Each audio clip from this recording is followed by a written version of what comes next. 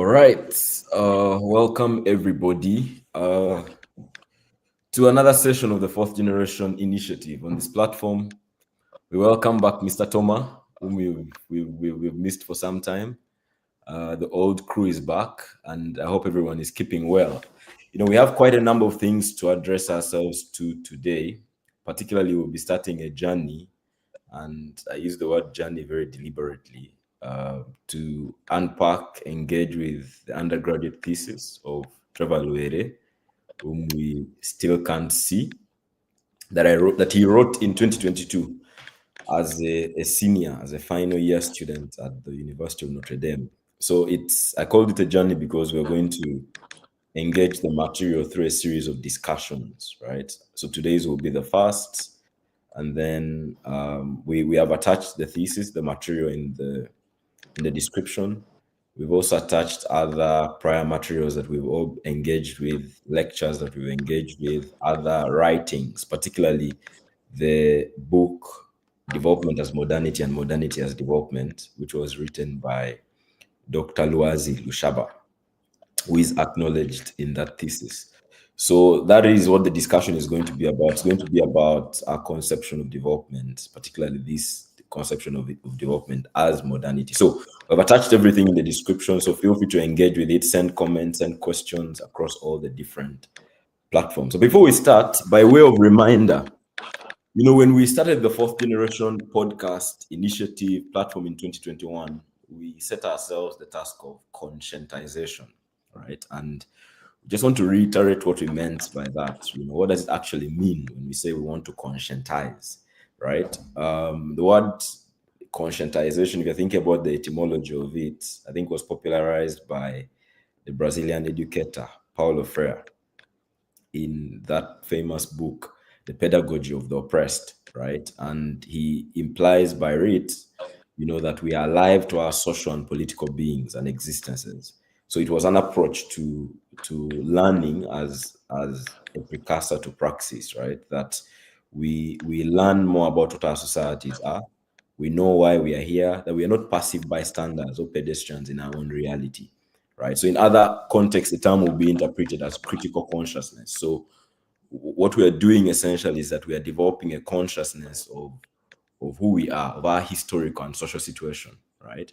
So Freire was concerned about this both at the level of thought and practice, right? So at the level of our thinking and how we apply it.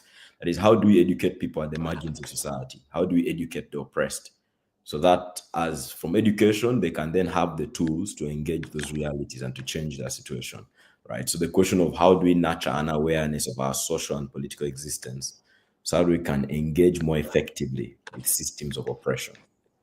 And we said this sort of awareness is aimed, of course, it's dialogic. That means we engage the same way we are doing on this platform. We learn from one another. We engage in critical discourse about what the situation we are going through is. And because of that engagement, we can then have some sort of empowerment to then change what the real world situation is. We often invoke Karl Marx when he writes in the 11th Brumaire of Napoleon that the philosophers have only interpreted the world in various ways. The point, however, is to change it. And that is not to say that interpretation is not important. It's absolutely essential, right? That we interpret reality correctly. Because when we've interpreted reality correctly, then we can engage with it, right? We gave an example in the last conversation that we had on leadership training that if we are using the wrong tools to understand the problem, then we are going to apply, the wrong prescription. If you diagnose a headache as a stomach ache, then you're not going to be able to take the right prescription for, or the right medicine for it, right? So it's precisely what Marx and his contemporaries did in settling out their theory of change, which we've come to know as revolutionary Marxism. That is, let us try and diagnose, let's interpret reality, let's interpret how society evolves, and then from there we can apply the right tools to change it. So interpretation is important, right? So Freire thought about conscientization as reading the world, reading the world. So that idea of what President Museveni often calls diagnosis. What is your reading of the world? What's your understanding of the world around you? What's your understanding of why your society is the way it is? If it's poverty, why is your community poor? If it's a politics that certain people have dominated for a while. Why is that the case? So that idea of questioning our social and historical situation, the questions of how did we get here and what forces make us this way and how do we then go from here. So this has been our commitment from day one to aid our understanding of the issues that confront us as Africans. And today we are going to continue that task using Trevor's thesis as a jumping point, and I'm going to invite Trevor in a second to just give us an overview of what he wrote about. And then we'll invite engagement from every other person on the call and those who are following the conversation live as well. So, Trevor, the floor is yours. This is the undergrad thesis, right? To make sure Yes. I'm not talking about irrelevant things. Okay.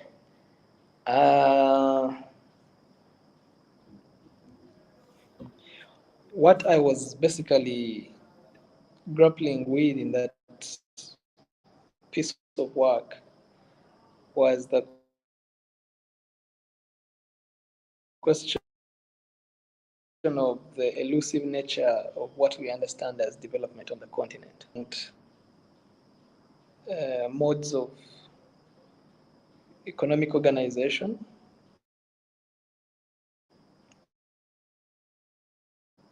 and that neither had produced the intended results and was common to the failure of both the statist approach, which was examined through the lens of Ujamaa in Tanzania, and the market approach, which was examined through the lens of neoliberalism in Uganda. And what really emerged was that the logic of development, whether statist or market driven, has an externalization character, which I termed as extraversion in that work. Extraversion to mean that the critical factors on which success depends on in both these two models are external to the polity that is pursuing development. And that makes it extremely tenuous and therefore elusive, because the external actors do not have an incentive to provide or make available those critical factors for the polity that is pursuing development. So that extraversion creates what I called a cul-de-sac, or what some might call a catch-22 in English, which is basically a self-reinforcing cycle of underdevelopment. In what way? That if you're Nyerere under Ujamaa in Tanzania, you're hoping that you can mobilize the nation to ramp up production, sell on international markets, earn export revenue, and then make capital investments in technology, technical upgrading, etc. But you don't control the world price of your commodities. And those fluctuations make it difficult for you to earn meaningful revenues from your exports to fund capital investments for development and other recurrent expenditures of the state. And if you're pursuing neoliberalism and you're Museveni in Uganda, in the post-80s world,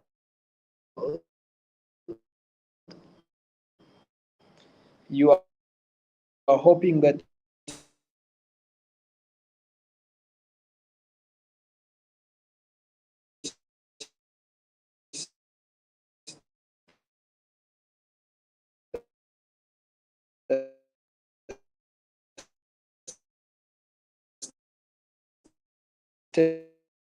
it can become So is it just me, Mr. Toma, or Trevor is having network Yeah, no, it's difficulties. not just you. Yeah, I can't hear him as well. So Trevor, we can't hear you That well. would be It appears your network. attracted into your market to invest their money and Trevor, capital. can you hear us? I think we lost you for about a That would minute and a half. then bring about development, understood as socio-economic transformation, i.e.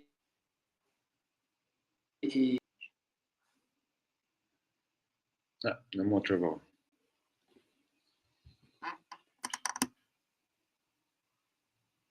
No, Olembo, you mute. So I can't hear you. We can't hear you. Technology. Yeah, so I was speaking to myself for a bit of a second. I think Trevor had the same exact problem as well. He was lecturing himself on development as modernity. Am I audible?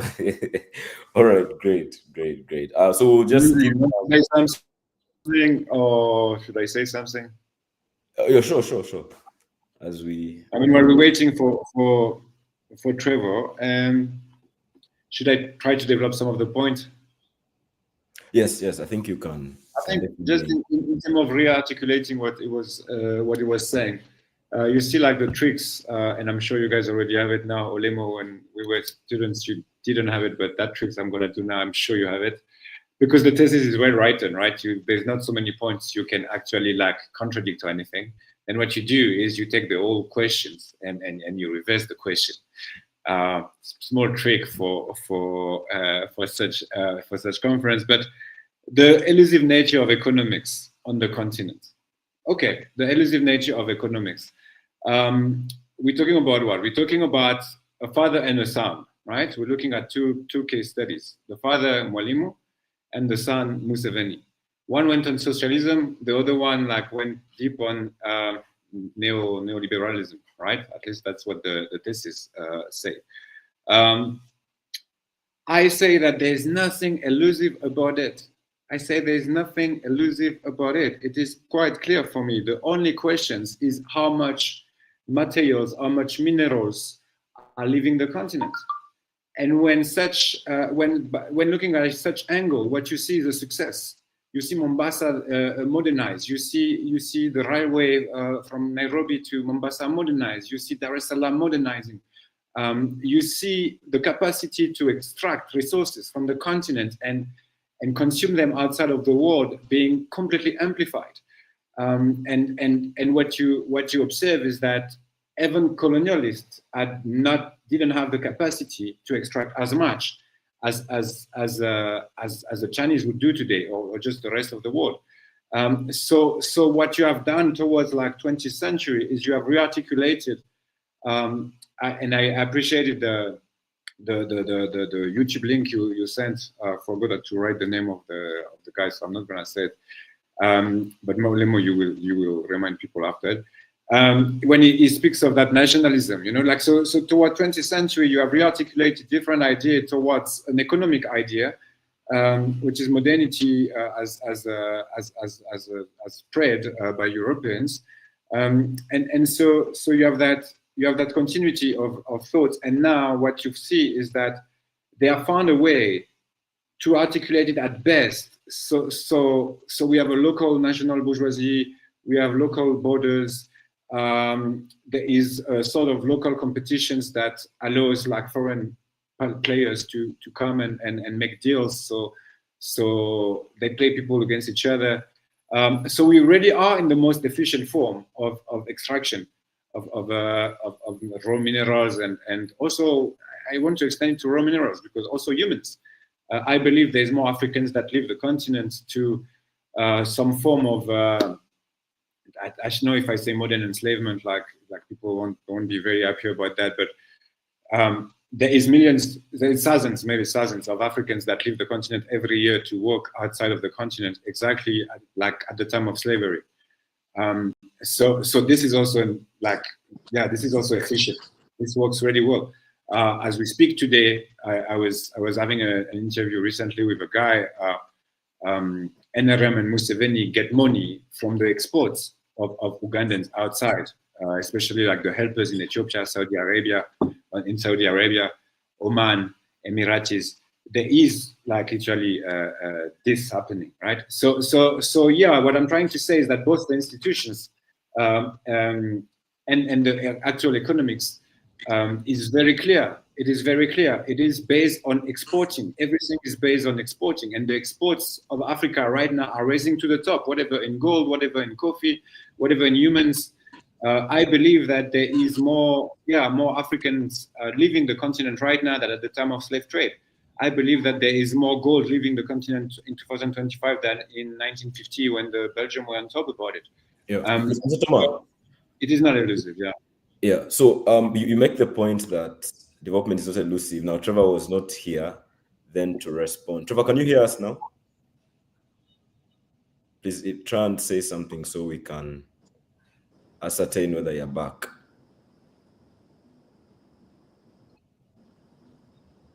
Trevor, can you hear us? Can you hear me?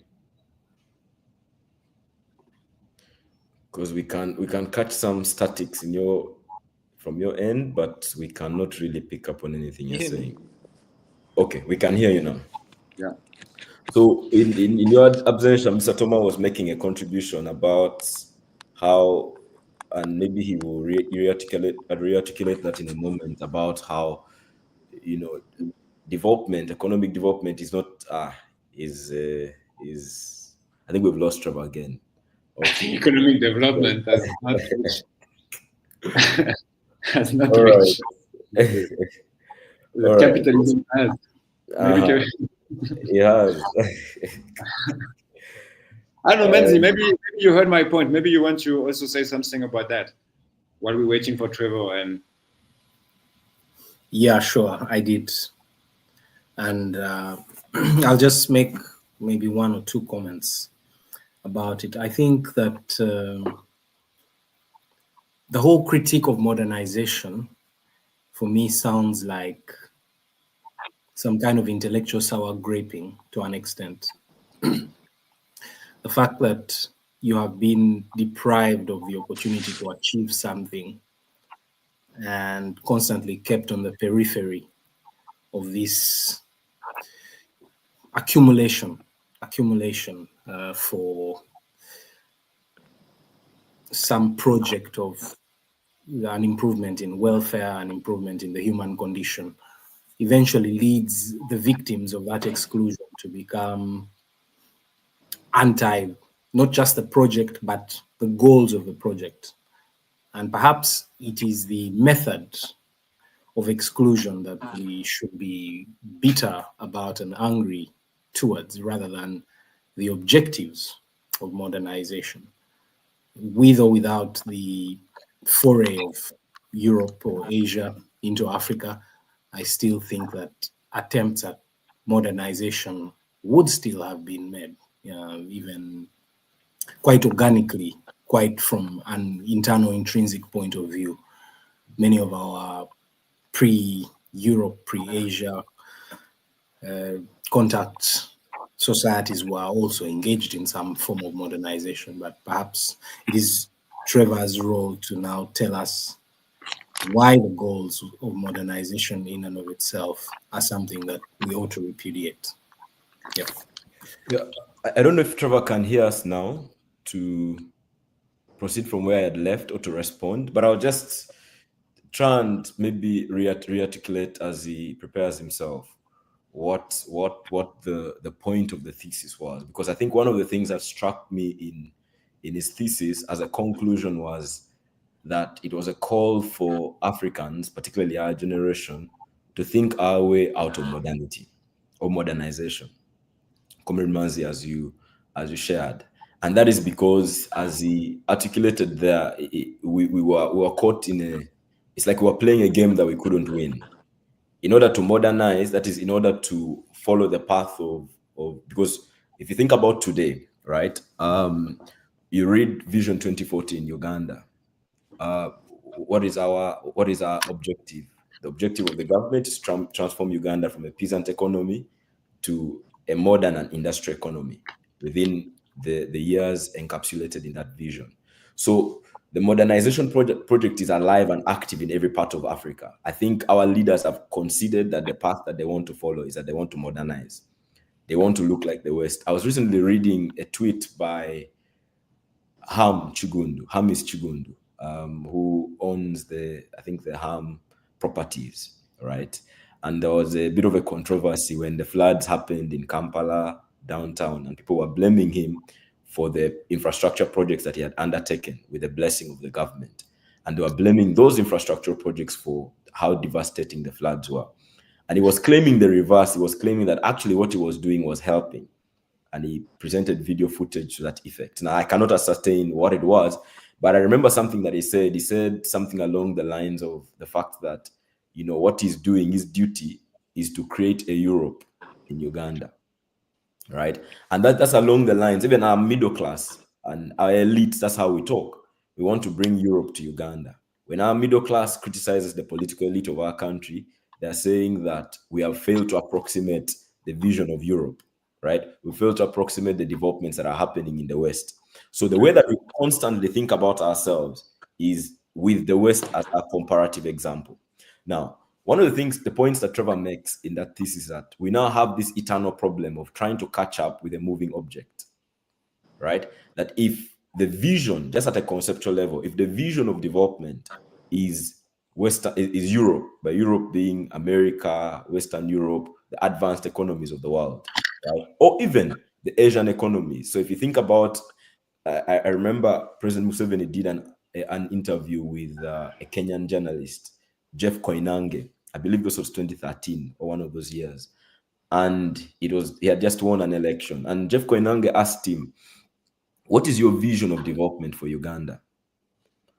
Are you thinking more of a Korea, or you're thinking more of I believe he mentioned another Middle Eastern country, and the president mentioned that his vision for Uganda is Korea.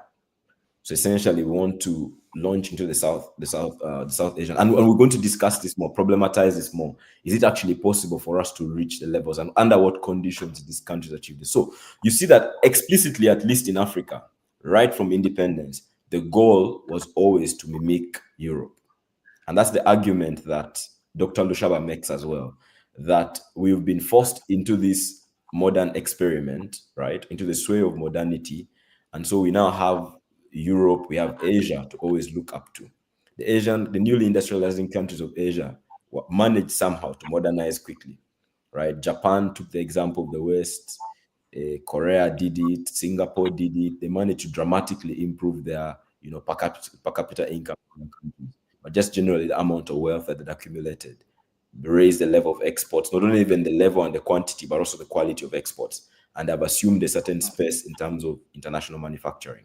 But his critique, and this is where Trevor's critique comes in, is that for low-income countries like Uganda, for poor countries, it's a rigged game. Why? In order for us to modernize, so he traces two bits. He says the first bit is that, I don't know if Trevor is back.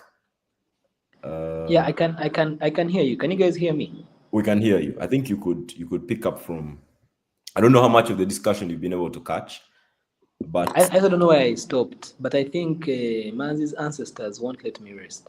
Where did I stop? Did you at least hear Manzi's response to your... I heard Manzi. Manzi wants me to explain why we need to turn away from modernity. Is that correct? Yeah. All right. But where did I stop? I was here talking to myself. No one was saying anything. I think you had... Yeah. Good. So what's the last thing you guys heard? So the last thing we heard was you were talking about the... Manzi, do you want to come in? See your No, I was just saying, Trevor, you should probably check on us every 5 minutes or so you're sure we haven't lost you. Let me do that.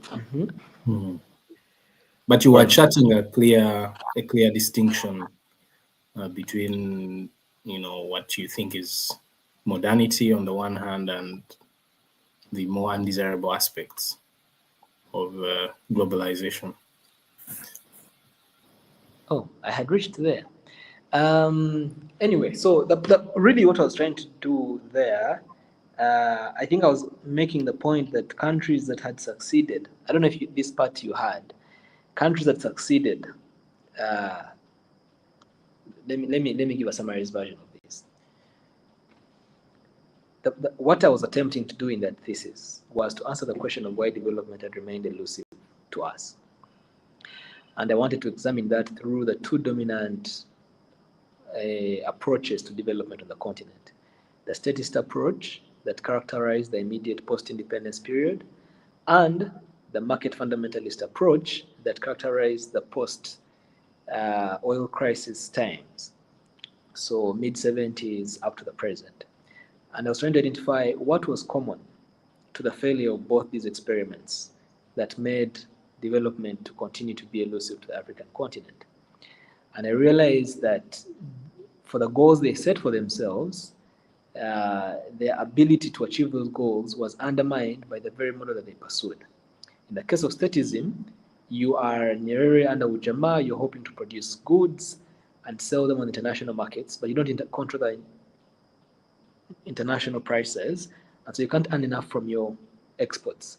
If you're Museveni, you're hoping to become a night watchman state, create a conducive environment for the private sector to emerge, especially the foreign private sector that has the means, capital in particular, but that never materializes because despite fake economic theories that capital flows from areas of low interest to areas of high interest, it is in fact the opposite. And so you do all you can over so many decades, preach, talk, even if you're Paul Kagame in Rwanda, beautify, brand your country, but you just continue to collect peanuts in terms of foreign direct investment.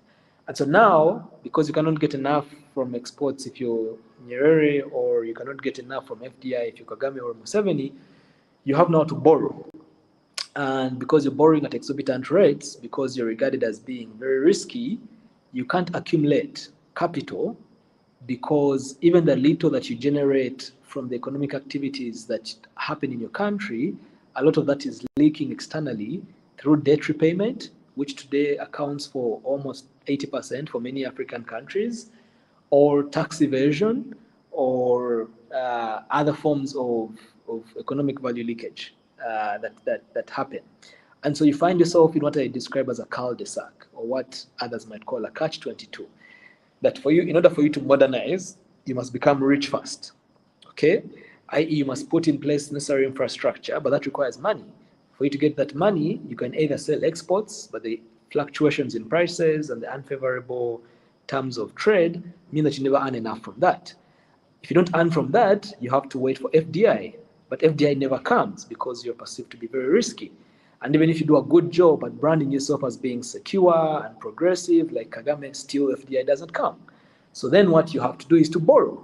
And when you borrow, you cannot really accumulate capital for continuous investment, because a lot of what you're generating from the little you're investing is leaking externally through profit repatriation, debt repayment, tax evasion, and other forms of economic value leakage. So you're caught in this self-reinforcing loop of poverty and underdevelopment. And then we're attempting that work to answer the question, why had some countries broken out of this loop? And the argument then is a proposal for a concept that I call development by permission, which is basically the case that these countries were able to break free because they were given permission by the powers that be, i.e. that the critical factors for structural transformation, markets, technology, and capital, were brought to them as part of strategic considerations, given the geopolitics of the day, that was intended to pull these countries out of the communist orbit into the capitalist orbit. These are so-called late industrializing countries: Singapore, Taiwan, South Korea, even China. They did not have the technology that was necessary. They did not have the capital that was necessary. They did not have the access to huge consumer markets. That access was important, that was given to them as part of strategic considerations. It doesn't mean the South Koreans didn't do anything unique. They did a lot of great work that made it possible. It doesn't mean the Chinese didn't do anything great, but the critical decisive factors, capital, technology, and market access, were granted unto them as part of strategic considerations.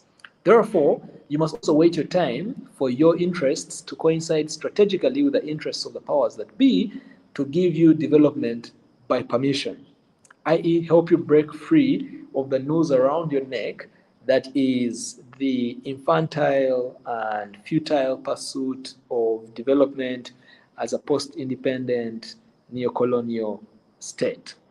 So that question really is about the question of the feasibility of modernization, because the point of departure is that all of us understood development as modernization. And modernization basically meant that we want to organize our society according to a particular logic, the logic of capital, the logic of instrumental rationality, the logic of continuous progress, the spirit of modernity, like just keep making progress for progress's sake. And so when you pursue development as modernity, you're caught in that cul-de-sac. So for you as a neocolonial African state, many possibilities are closed off a priori. Now, you have to decide.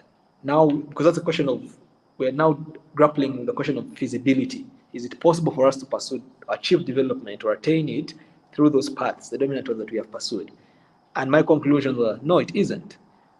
But then I also introduced a new angle to say we must also think about the desirability of modernity. And there, I'm not making any new argument or contradiction.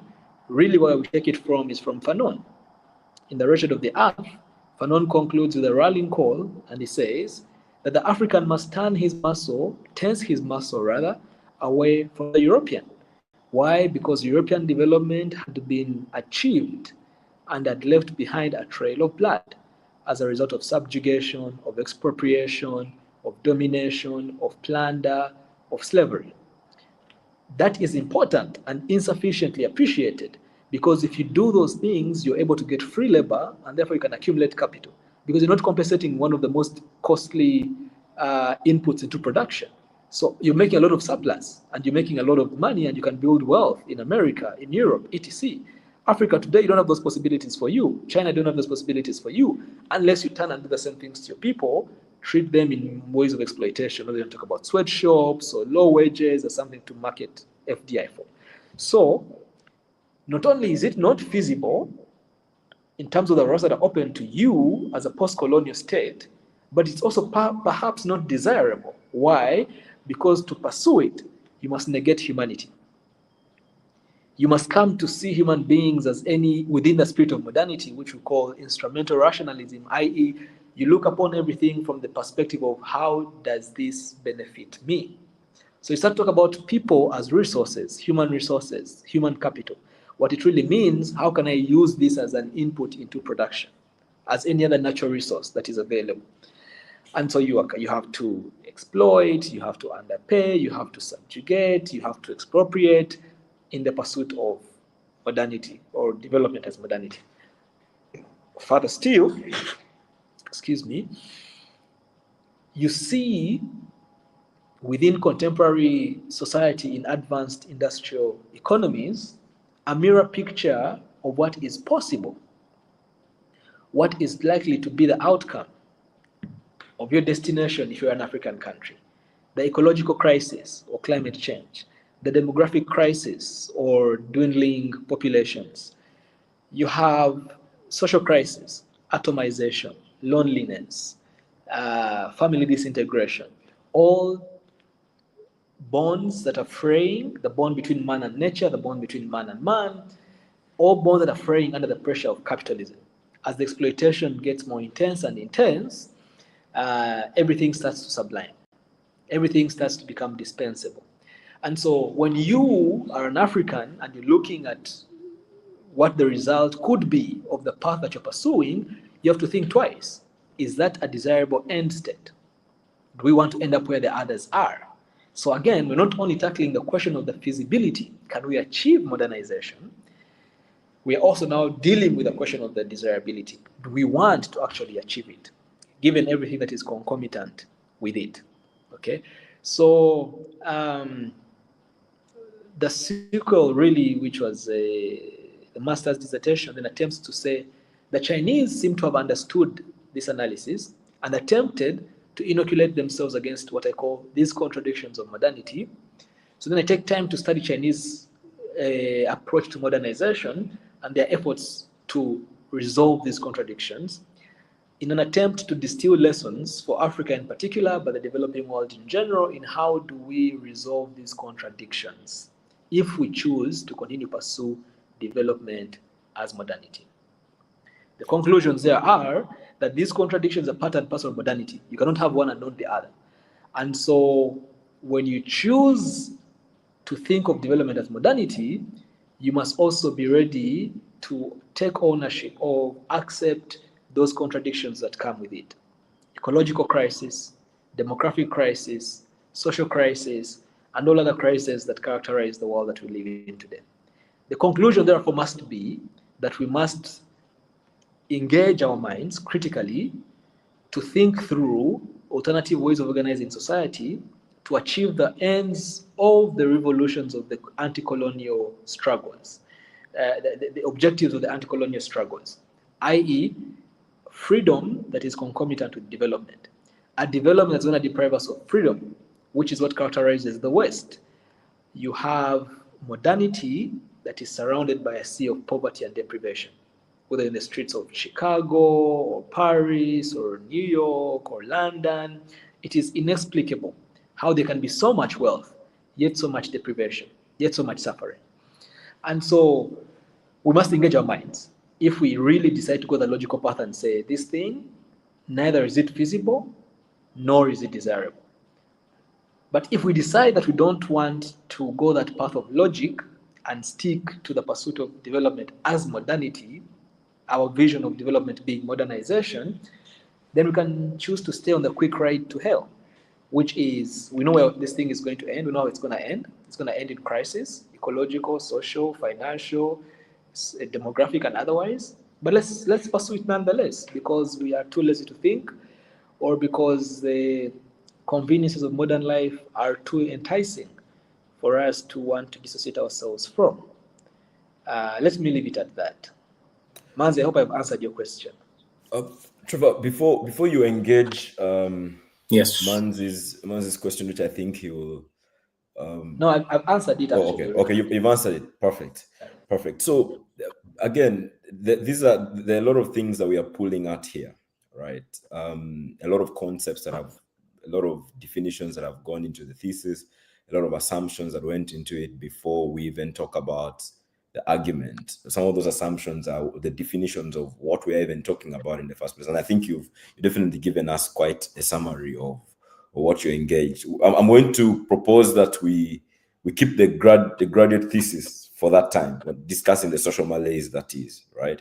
Because if we have to start pulling at all of it, then it's going to be quite a lot to grapple with. But before I respond, maybe is there any initial impressions about the overall argument that is presented in the thesis? Thomas, would you like to go first? Now you can go. The man from the French Revolution.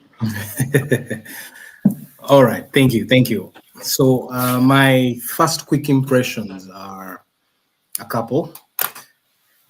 One is that I think there is a conflation of what I feel is, on the one hand, an objective analysis of history and the economic facts that are indisputable. The fact that Africa continues to lag behind on many human development indicators that are universally acknowledged as positive, health, education, infrastructure, and a livable society on the whole, life expectancy, etc.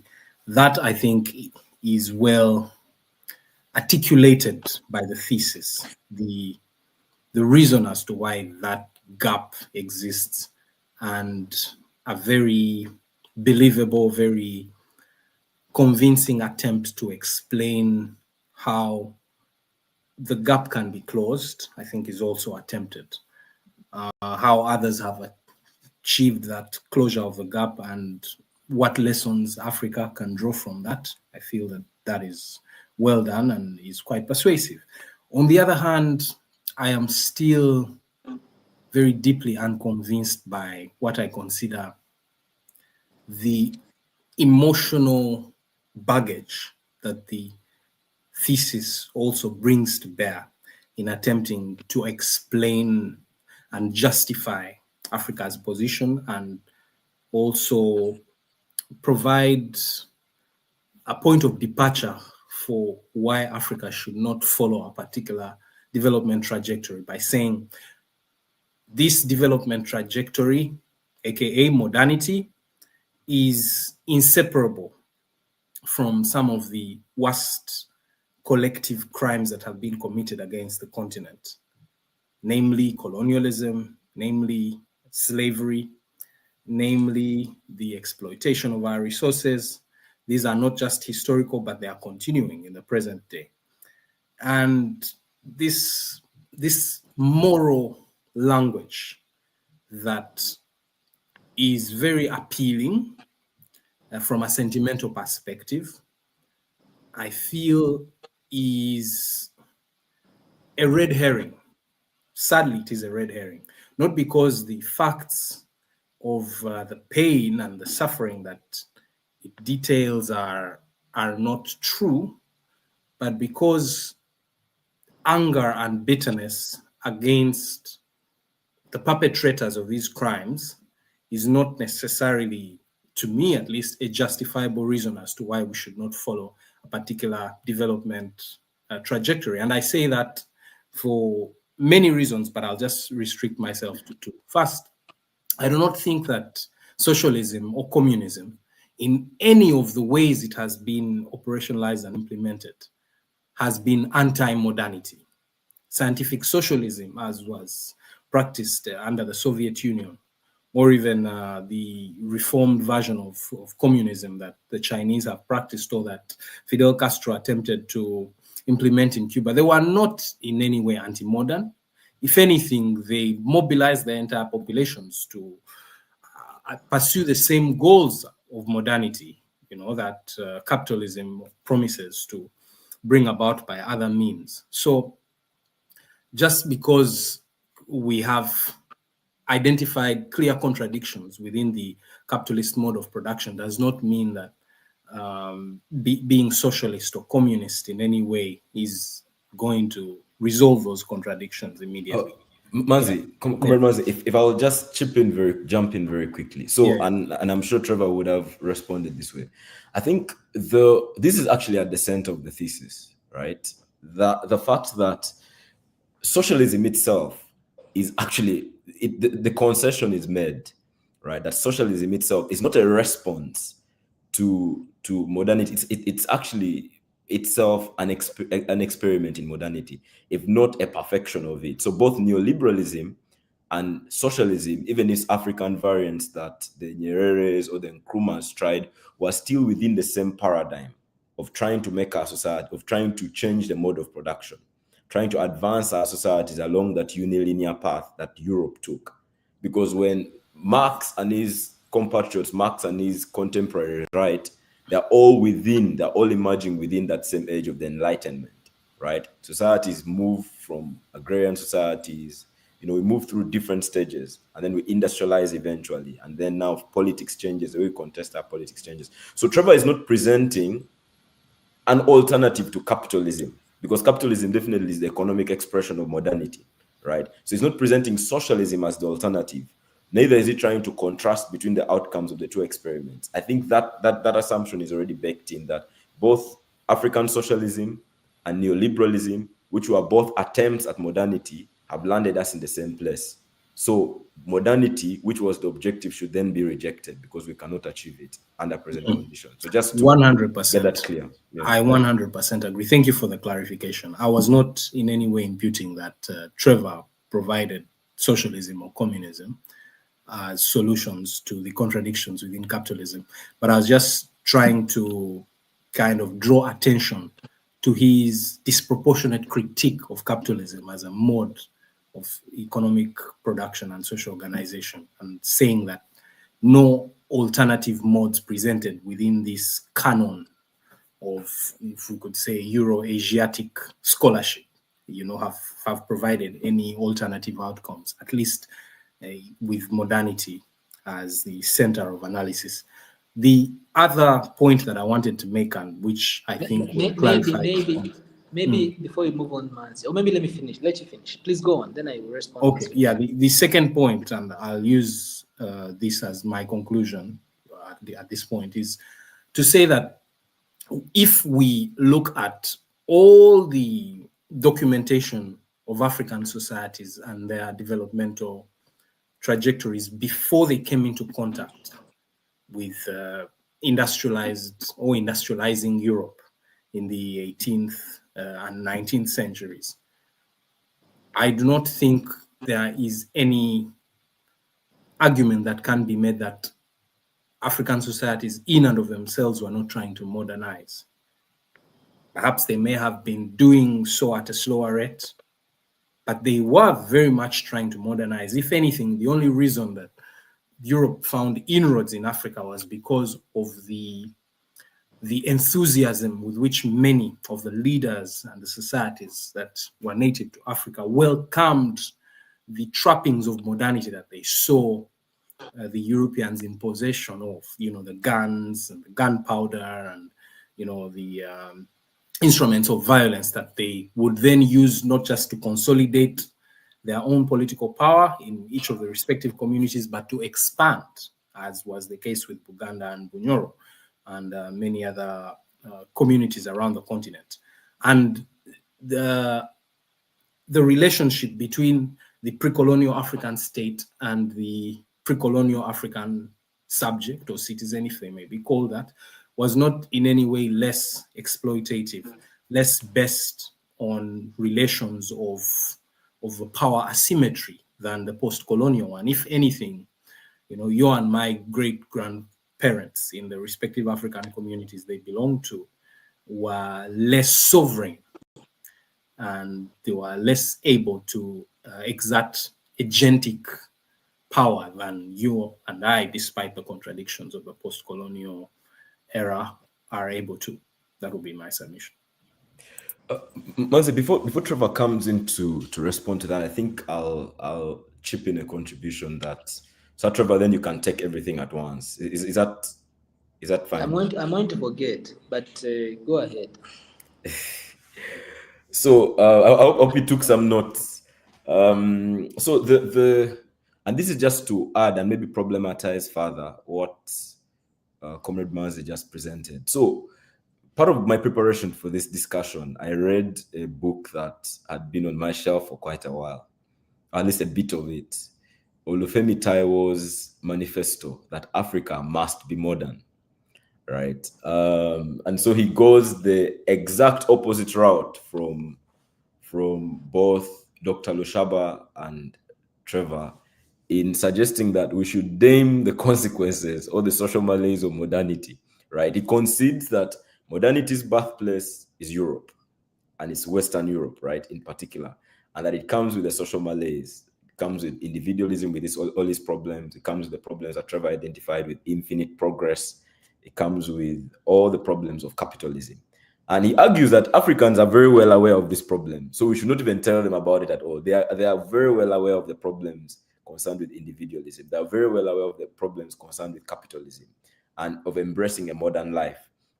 But he says that, see, the only way that we can move our people forward from where they are is by embracing modernity. Now, obviously, I had some issues with his analysis because there's a way he argues particularly about, I think there's the philosophical position and then there's the economic. He's a philosopher, right? Then there's the economic considerations, which Trevor is much more focused on, at least for the undergrad thesis.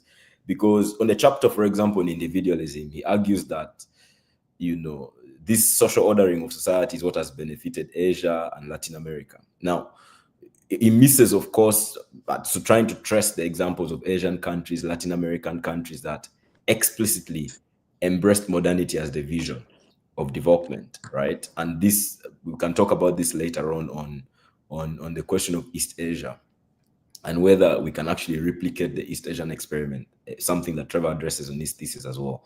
But he talks about that the crisis in Africa is that most of our intellectuals, I think he would add Trevor in those ranks, that we are pretenders, we are hypocrites, that we live a double life. And on the one hand, we criticize modernity, right? We criticize modernity for all its problems, and yet we secretly admire it. That is, he claims that they keep going to Europe, that our political elites and our intellectuals who are critical of modernity keep going to all these European places to get fresh air, right? And then come back and continue to rail against modernity. Obviously, he still doesn't address the substance. And Trevor takes a different angle by saying that there's the missing consideration of the question of extraversion. That if it's not that, because his accusation of of our African elite is that we embrace superficial aspects of modernity. We are shaping our societies to look like Europe, but then we are not embracing the whole project, right? We are sensitive to any suggestion that Africa should be modern or Western, so we adopt things like TV shows that look like European shows. I remember you mentioned Big Brother Africa and all these things. We take the products, European products. We want to live these lifestyles that look like European, we want to dress like the Europeans, but then we don't embrace the whole thing with foundations, because we claim that we are communalistic in nature. And so modernity is opposed to our inherent lifestyle as Africans. And this is where Manzi comes in to say that modernity is not something that we engage with in the immediate post-colonial period as just ways of how to move on with development. But this is actually something that has been with us. It was something that we already attracted to even before the post-colonial moment. It was indeed our attraction to development that allowed us to welcome, the Europeans in, who eventually became problems to us. So I think this is a good time for me to interject before I forget a lot of the things I want to say.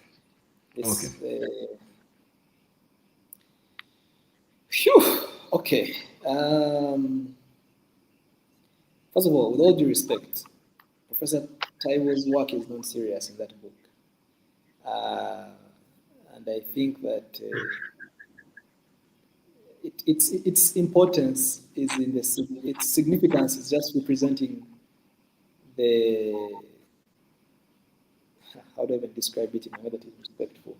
But that pole of resistant intellectuals and collaborators, okay? First of all, I don't know where people like Professor Taiwo, and I will add Manzi to this category, get the impression that anybody who critiques modernity is necessarily romanticizing an African past. Absolutely not. Absolutely not. We are aware, in a very acute sense, of the limitations of Africa's traditional society, and we would also be the first to say that too must be approached with a critical eye.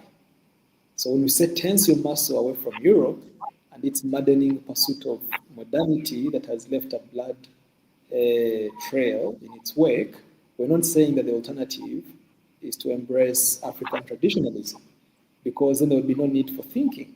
But once we say tense your muscle away from Europe, we say engage your minds critically to pursue a path that gives birth to a new kind of humanity. Ours were oppressive societies. Ours were discriminative societies. Ours were exploitative societies. They made certain kinds of progress, but also deeply problematic when it comes to interpersonal relations. That's number one. Number two, people like Professor Taiwo and Manzi are also distortionist to argue that we welcomed Europeans with open arms. That is not true. In almost all places on the continent, we were conquered by force. Where they came peacefully, it was because of sellouts like Taiwo. In the case of Buganda, the chiefs at the time, Apollo Kagwa, Zakaria Chisingiri, Stanislas Mugwanya, effectively committed treason. They rebelled against the king, collaborated with the British for the promise of trinkets and glasses, and gave away the country. All other parts of our country, Uganda in particular, were conquered by force through collaborators like Semei Kapungulu, and I'm sure Taiwo would have been a collaborator were he alive, and other mercenary forces in Bonyoro, in the northern part of the country. Nobody welcomed them with open arms. If you're referring to the letter that Mutesa wrote, the man was seeking knowledge. That is a legitimate interest to know more about the world around him. He was not seeking a turning of his society on its head. So it is not true that we welcomed Europeans with open arms. We sought collaborations, we were hoodwinked, we were trapped, and then we found ourselves in collaboration with hopeless collaborators that we had, pretenders of leaders at the time. Point number 3, it is, I think, what's the word I'm looking for? It is, Manzi is mischaracterizing my argument by saying that it is an emotional argument, that because of bad things that they did to us, we must therefore be against colonialism. I didn't talk about, we must be against modernity. I didn't talk about the bad things they did to us, right? I'm just talking about the things they did. This is not a historical justice argument. It is a historical argument. There's a difference between those two things. I'm not saying because we were mistreated on Europe's way to prosperity, therefore we must hate it. I would say the same thing about China. I'll say the same thing about any other capitalist economy that has made it. You make it on the back of workers, exploiting people, underpaying them, creating an ecological crisis and all the social crisis, okay? And so it's bastardizing the argument to say that a critique, that we're just being emotional about what happened to us in history, but otherwise there are good things about this thing. No. Okay, we can take history out of it. Look at the American Empire and the work they're doing to maintain their power in the world. Like, you have touched the whole world. Look at the British Empire before they signed out. They set the whole world on fire, literally. So the nature of the modernist project has been such that it is premised on violence. So those who argue, as Manzi did, sorry Manzi, today I have you. Those who argue, as Manzi did, that African countries had, or societies that started to pursue modernity are completely ahistorical. I don't know where they read that from. Anyway, they wouldn't have read it anyway because Africans were not writing. Maybe the Ethiopians. But this is because of a very diminutive understanding of modernity. Modernity is not trinkets and glasses and skyscrapers. It is a totalizing reorganization of society. The logic that underpinned socio-economic relations in pre-colonial Africa, if we may use that periodization term, is extremely different from the logic that characterizes the modern world. The logic of the modern world is a kind of rationality that we call an instrumental rationality that looks at everything in the world as something that can be of some service to man. Okay? So you want it because you instrumentalize it. It can be of some good to you. In pre-colonial societies before they were touched by European madness and malaise, the rationalism that characterized them was not instrumental. I don't have to be friends with Manzi or Mr. Thomas because of what I can gain from them. Okay, it can just be a friendship. I don't have to be looking at international relations from so-called state interests. After all, what much have they gotten us other than chaos and fire all over the place? So we mustn't understand modernity just in its form. The form is too shallow, too superficial. We must understand it in its substance. What is the organizing logic of modernity? It is the logic of instrumental rationalism. And I treat this question extensively in my master's dissertation. And so I don't want to get much into that, but we must understand modernity, not the form in which it manifests, but the substance that subsists underneath that form. Finally, and now I come to Olemo. It is also yet another diminutive argument to say that we who critique modernity are hypocritical because we turn around and drink champagne. Okay, those things are not the preserve of modernity, right? That's number one. Number two, we must understand modernity is totalizing. Yeah? Like, if I'm living in a modern world, how am I supposed to live? Like, how am I supposed to live?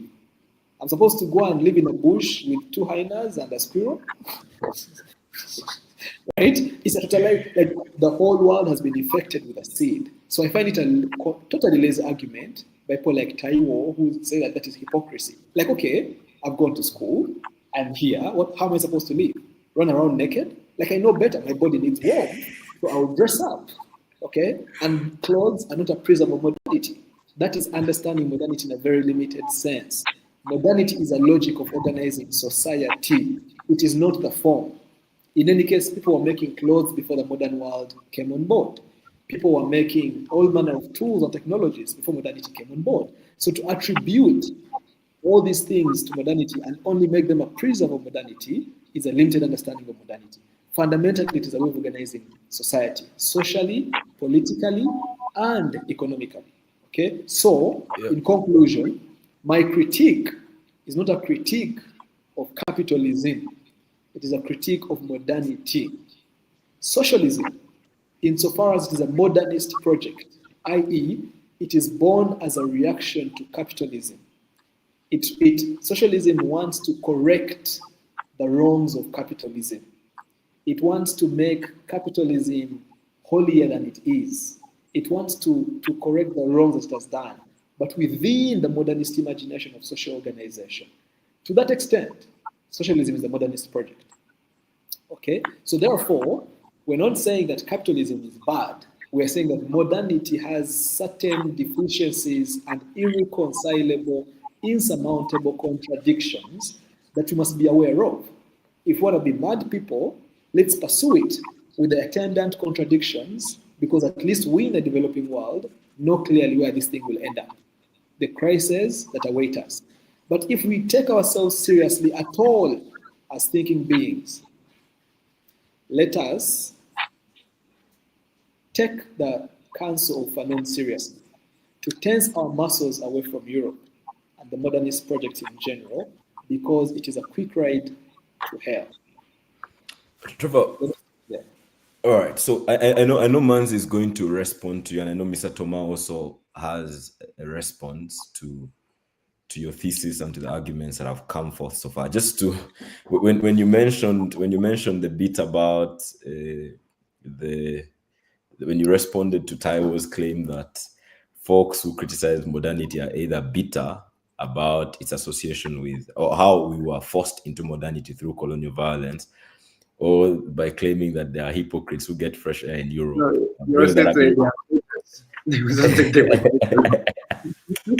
So it reminded me of how when you critique capitalism today, folks will tell you, but the clothes that you're wearing, they were made under capitalist dispensation. But that's not an argument.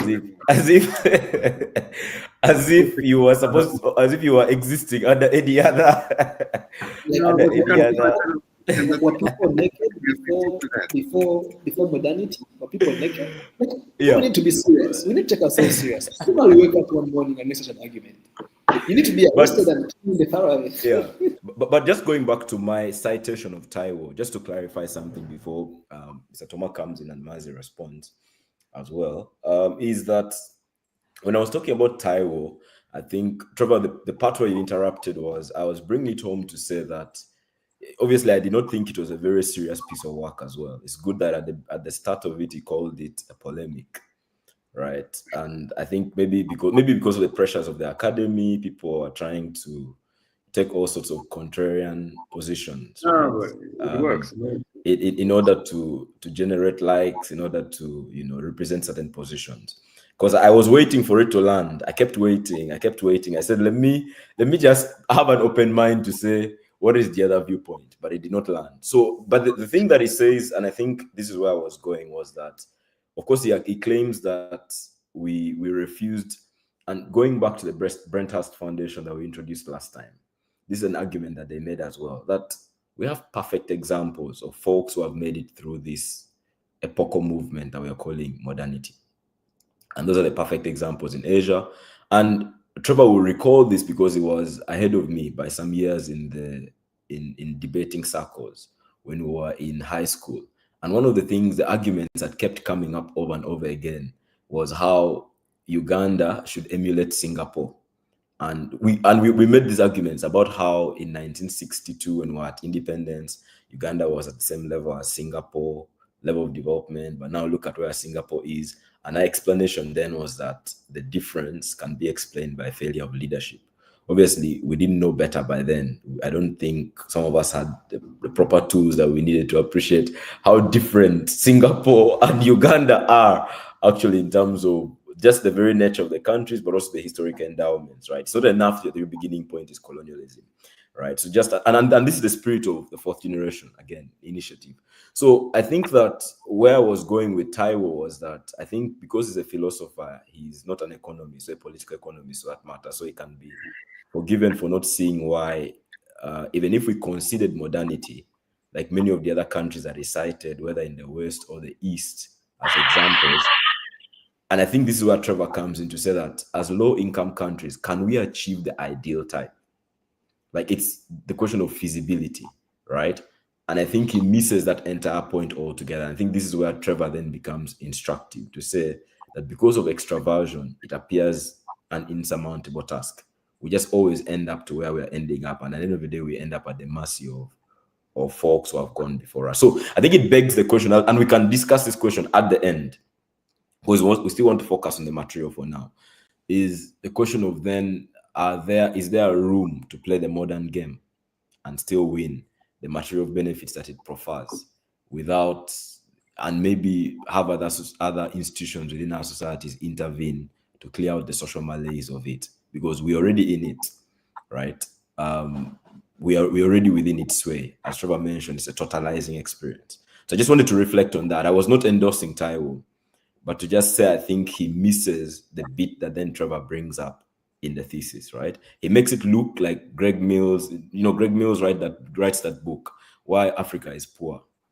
And his entire argument is that we've been very bad at copying and pasting what East Asia has done. And Taiwo makes it look that way, that modernity is accessible to everybody. We already have a template. We're just not very good followers of that template. Instead of learning from the best kid in class, we are busy railing about how we come from poor backgrounds. I think essentially that's what the argument is. But do you see the shallowness in that argument? Obviously. Copy from the best kid in the class. Like, who in their right senses can call any of what we see as the best kid in the class? Anyway, Professor Taiwo has many years of experience. Let me leave him there. Mr. Toma, Yes. So thank you for this debate. Obviously, the question of the consequences of why we should not pursue modernity, as we call it, are gigantic. They're extremely big intellectually. And coming to that realization that this modernity, as explained by Trevor, come out with violence and not with people being pleased by some sort of magical economic structure that make their life better. No, it came with a lot of violence. But I also get so obviously I buy the argument. That's what I want to say as an introduction. Obviously, I definitely buy the argument. Obviously, I do think that the failure of this, what was the European modernity project, is highly visible in all the crises that Trevor even explained outside of the paper, not just in the paper, in his intervention. The crisis is there. So that being said, if I go back to Trevor's thesis, I wouldn't say I can agree with everything. And I it's not like I disagree fundamentally, but it's more like I want to understand where does it lead us as well in the present time, in the condition of our time, as Fanon would say. The first point of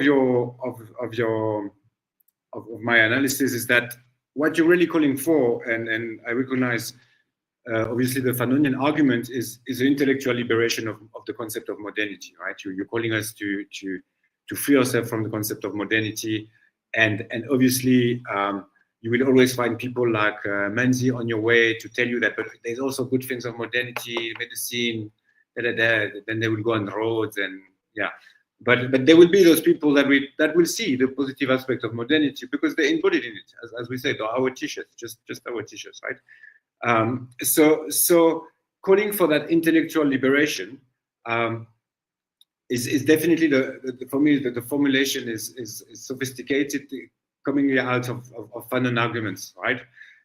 So definitely I say yes, and I say yes because then you're also answering like the questions of the liberation, the liberators or freedom fighters.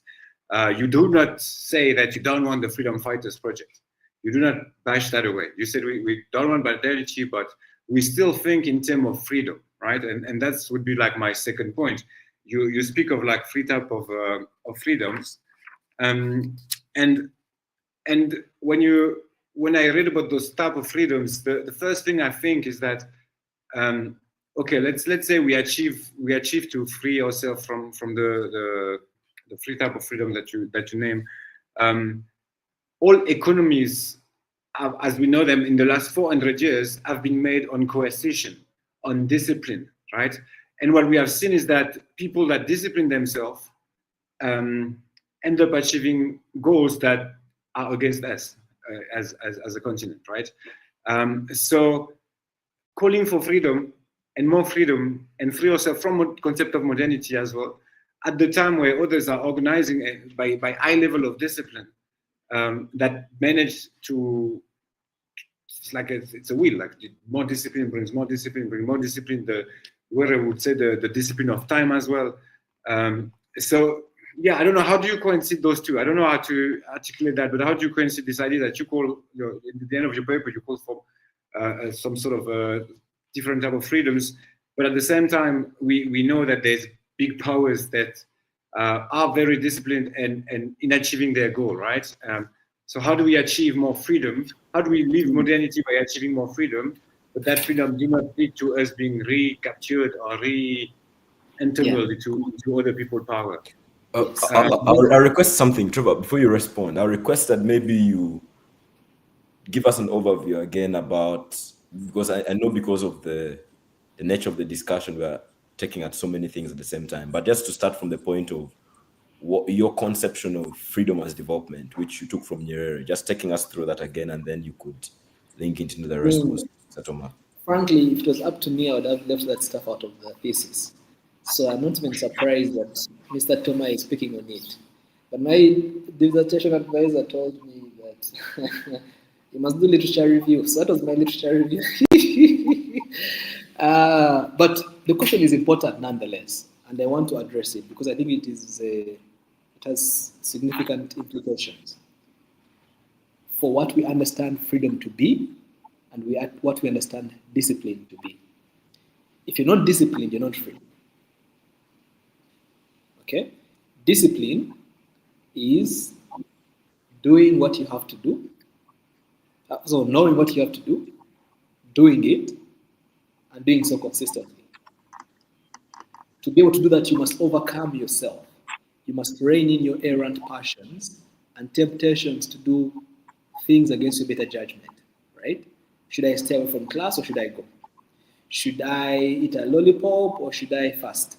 Should I drink water or Coca-Cola? Discipline is the consistency in doing what you know you have to do, okay?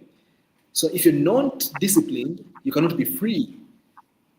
Okay, freedom is for the discipline, because otherwise you become a slave to your passions, you become a slave to your desires, you become a slave to your indiscipline. So at a very micro personal level, discipline goes hand in hand with freedom. If I can control myself, right, then nothing can sway me easily. But at the political level of freedom, and I like that Mr. Thomas picked on the larger framing that this project is situated within the struggles for liberation, right? In the political sense, we are saying that for the last 500 years, we Africans have been subjugated. And so we come from first principles place of saying there's nobody, absolutely nobody in the world that has a right to tell another person how to be in the world. Whether you're European or American, this world is our common inheritance, it's our common heritage. And so you cannot, under any circumstances, tell me how to be in the world. So when I'm fighting a liberation struggle, I am shedding off the chauvinistic tendency of some peoples to think of themselves as greater, as wiser than others, and therefore want to dictate to them how to live their lives. Okay? But once we have attained that freedom, for us to be able to live out our lives fully as human beings, okay, we must cultivate certain faculties of the human being that make it possible for us to be free at both the personal and at the political level. The faculty of discernment, which comes from education and experience. If I know things and I have experience, I will know what is good for me and what is bad for me. I can make good decisions, therefore I can be disciplined. But if you organize the world in such a way that I live my life without being able to acquire the necessary education and experience to be able to live out my life fully, then I must fight you for my freedom. And once I get that freedom, I can then develop those capabilities that allow me to exercise control over myself and relate in a civilized way, in a civil way, with my other human beings in society. Now, the Nyerereist term, not really Nyerere, what is that man? Amartya Sen's term of development as freedom. No, that's Nyerere. Development as freedom. I think Amartya Sen is about development as human capability. Okay? Learning and then being able to do things, having skills, being able to learn something. That's important. Nyerere's idea is that we don't chase freedom for its own sake. Even if I would push back to say that freedom for its own sake is enough. And this freedom is not freedom to be whatever you want, right? To answer Mr. Thomas' question directly, it is not freedom to be wayward and wild and indisciplined and ungovernable. It is freedom to make your own determination. It is freedom for self-determination of how I want to be in the world as an individual, but most importantly, as a society and in relation to other societies.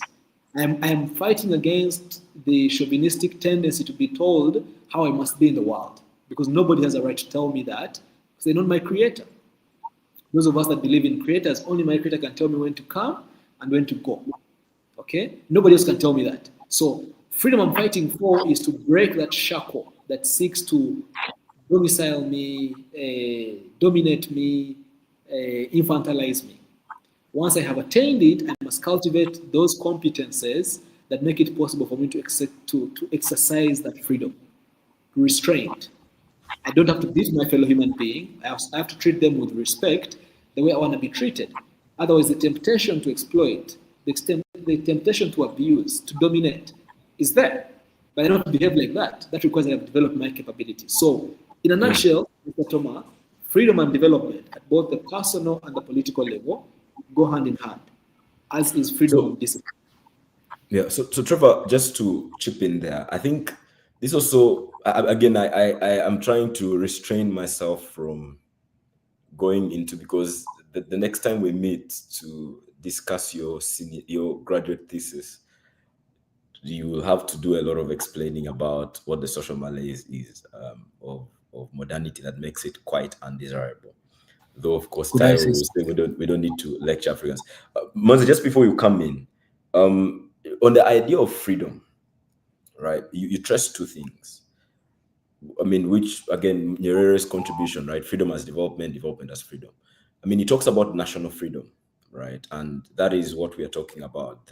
That's what you just explained, the ability to decide for ourselves how we want to be as societies as a whole.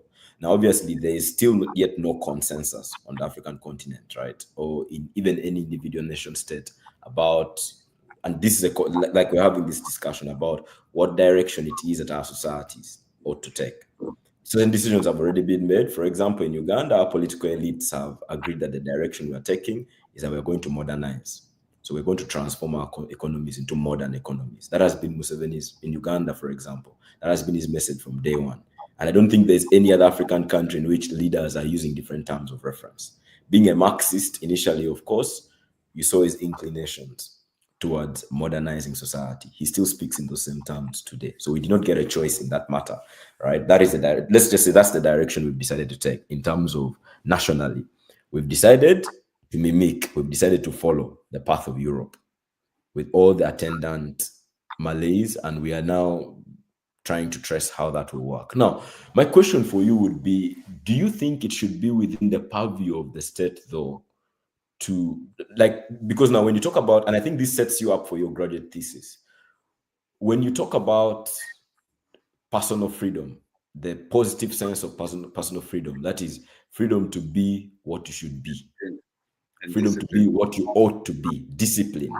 Now, we can talk of national discipline, which is what people like Lee Kuan Yew said, that we're going to discipline ourselves, we're going to forego certain rights, we don't care what cost it's going to be for the individual because we must progress.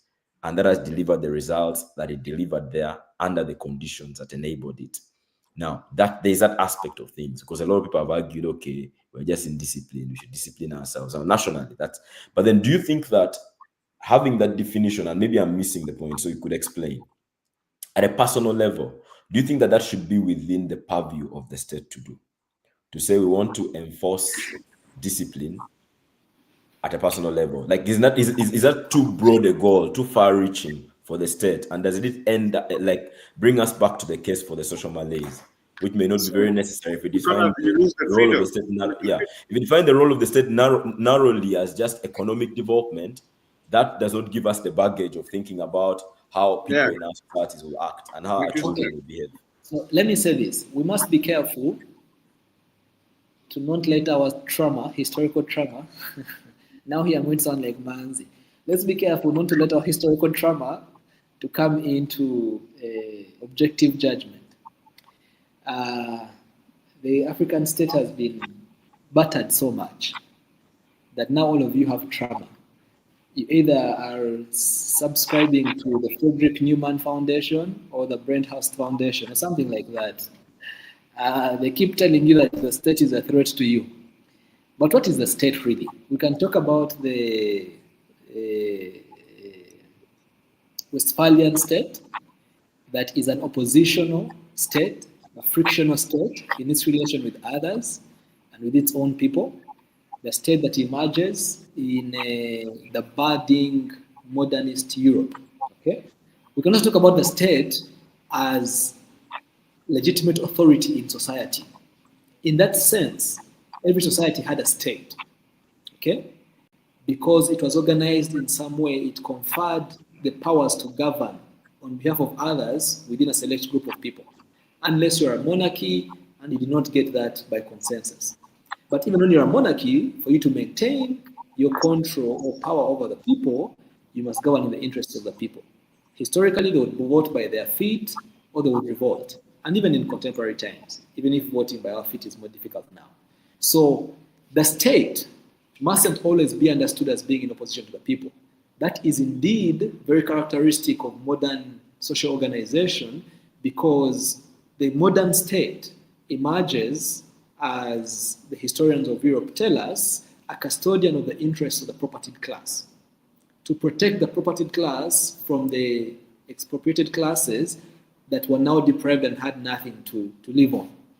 So this is now a committee that is directing the affairs of those that have something to lose within society against those who have nothing to lose, because now there had emerged what Marx describes as primitive accumulation. Okay? But a state understood in the proper sense lives amongst and emerges from within the people.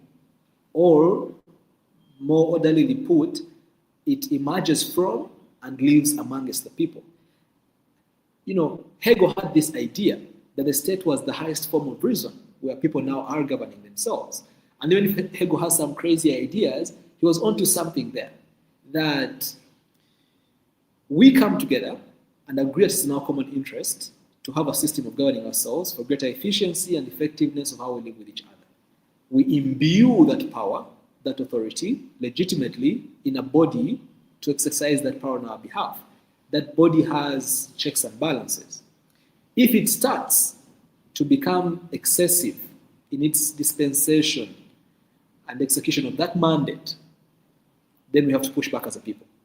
So then we talk about popular struggles, the protracted people's wars. We are pushing back against undemocratic states. Okay? So a state properly understood, its DNA is not against the people. Even the capitalist one, they will vote you out. in their limited understanding of democracy.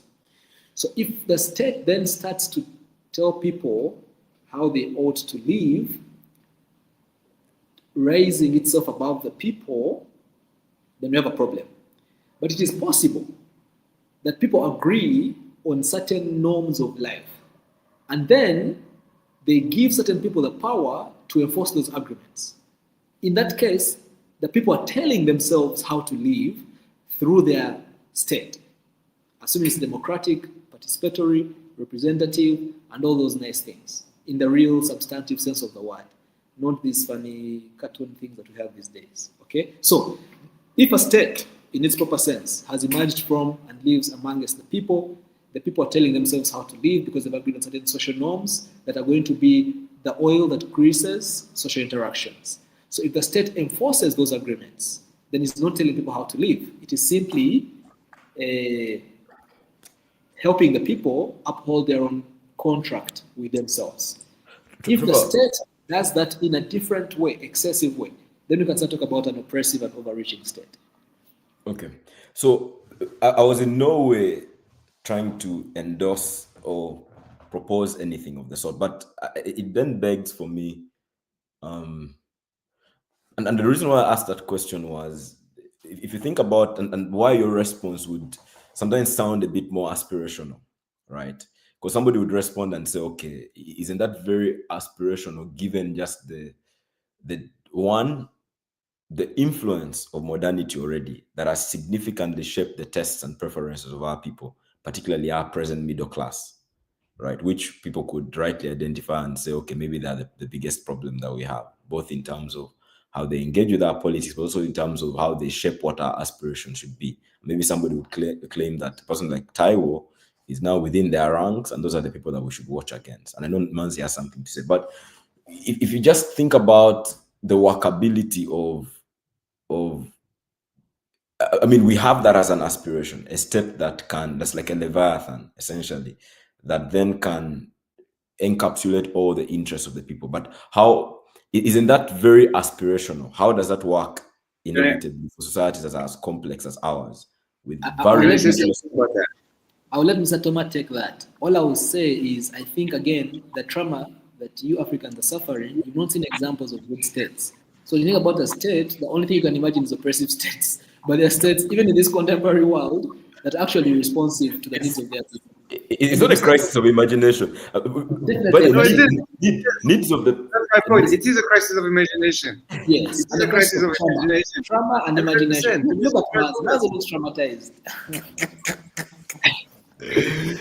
Economic needs of the people and moral approbation and the economic needs of the people are not the market we are seeing. Those are two different things.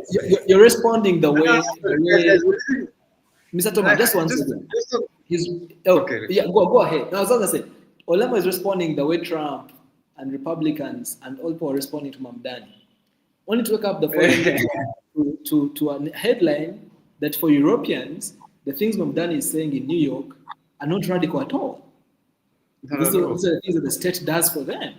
That's very obvious. So because you're traumatized, you think that it's aspiration to talk about a state that is in lock and step with its people. But you're traumatized, and you can't imagine better. Anyway, Mr. Toma, over to you. No, but I want to speak of that imagination a bit deeper, because for me it is precisely, I think it's an extension of what you tell us, because you say, let's stop thinking of modernity, but then you guide us towards like different form of freedom. But like the question becomes, what does Africa want to build? That's the reality of, if we take out modernization, the question is, so therefore what do we build? And that's what you address in your conclusion of your thesis. How do we address what do we build at the time where we have like capitalist algorithm that have totally captured our imagination? And so, yes, there is AI coming, but even if it's new, we still see that it is not opening people's imagination, but rather like shrinking like the ideas. I mean, we don't see great creativity with AI right now, right? So just like, how do we address that? How do we build like something different at a time where all our imagination is totally captured? And by capitalist algorithm, I want to add the idea that they make money out of it. So they're very interested in continuing to do it. Mr. Thomas, you are so well read that I'm sure you know that society is an amalgamation. Maybe not. It is not amalgamation, but society is constituted by contradictions. Okay. Yeah. This can be class contradictions. This can be any other characteristic that obtains in society. Those contradictions are constantly pulling against each other, pulling in opposite directions. So what Mr. Thomas is describing is that today the dominant tendency is that one.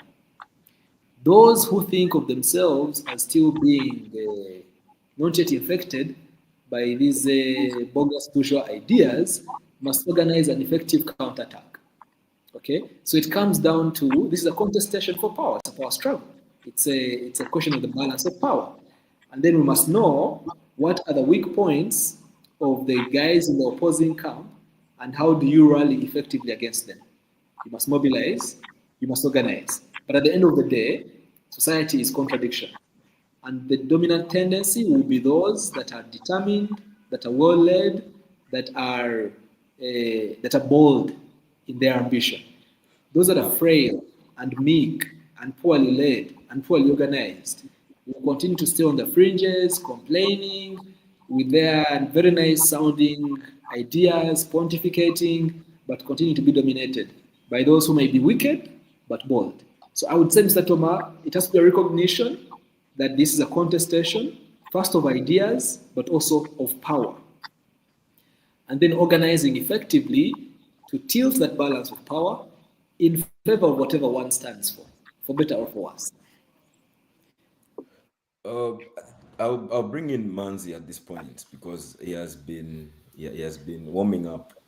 The man has been attacked on the sidelines. He has withstood. I believe he's going to say character assassinations and all sorts of mudslinging, and I think he's ready. But he earned it. He's ready to. He worked very hard for it. I think he's going to play on the guilt of Olemo being middle class. I can see Olemo is starting to develop some guilt of his middle classness. He's going to play on that. He has drunk the Kool-Aid. And that Kool-Aid had no salt. Manzi, please. Yeah, thank you so much, moderator Olemo. So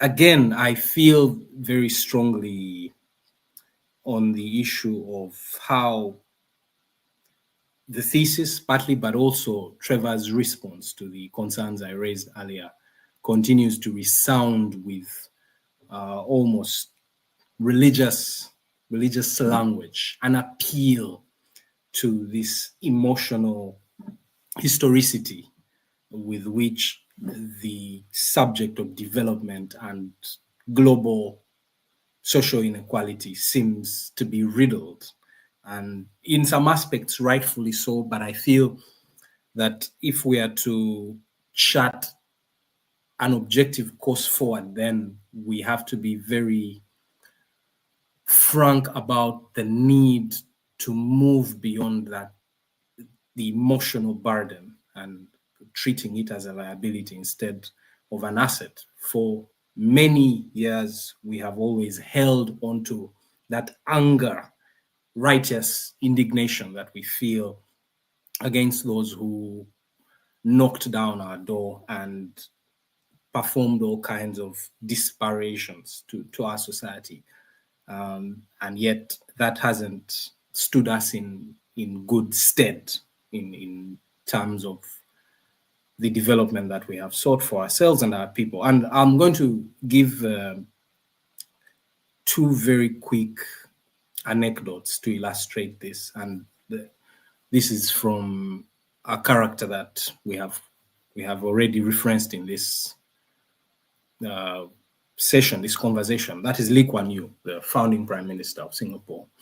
In his From Third World to First, his autobiography, political kind of reflections on the world, but also on Singapore's journey, he gives first an example of what he felt was the problem with the psychology of African leaders. And he quotes none other than Milton Obote. during, I think, the Singapore Commonwealth Conference, where Obote unfortunately was overthrown by Amin. He talks about how Obote had been chosen to be the spokesperson for the coalition of African countries that were condemning Britain for not respecting the arms embargo against Rhodesia. That was the white minority government that was trying to declare unilateral independence in modern day Zimbabwe.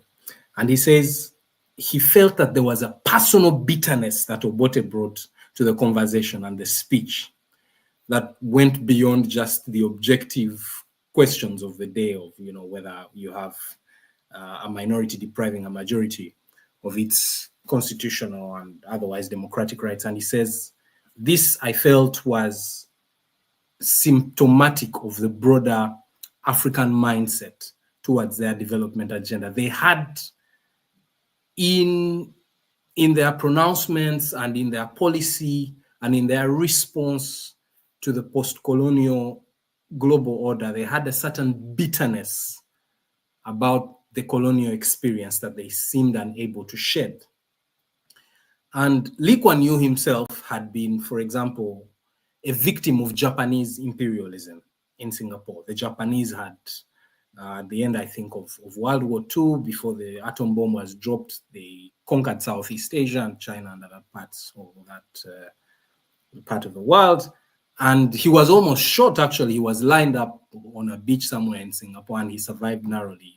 Many people were killed by Japanese troops. And so he had a personal vendetta against the Japanese. And yet much later, after he became prime minister, he welcomed the Japanese back as industrializers and as partners in the development journey. And many Japanese companies set up shop in Singapore and in Malaysia and in Indonesia and all these other Southeast Asian countries. So I'm using that as a springboard to theorize perhaps that this bitterness that Lee Kuan Yew saw in Obote and probably saw in Kaunda and saw in Nkrumah and saw in Nyerere, this unwillingness to treat the West as a potential partner, despite very recently having been an oppressor and an imperialist, perhaps stood in the way and continues to stand in the way of our conception of what can be, because we are so hell-bent on disassociating ourselves by all means from a former oppressor, that we are unable to take advantage. And I feel that perhaps one of the things that we could have done, that maybe that ship has already sailed, was treat the white minority populations in Africa as potential allies. Treat the white Afrikaners in South Africa as potential allies. Treat Smith and his white Zimbabwean population as potential allies. Treat the minority whites in Namibia as potential allies.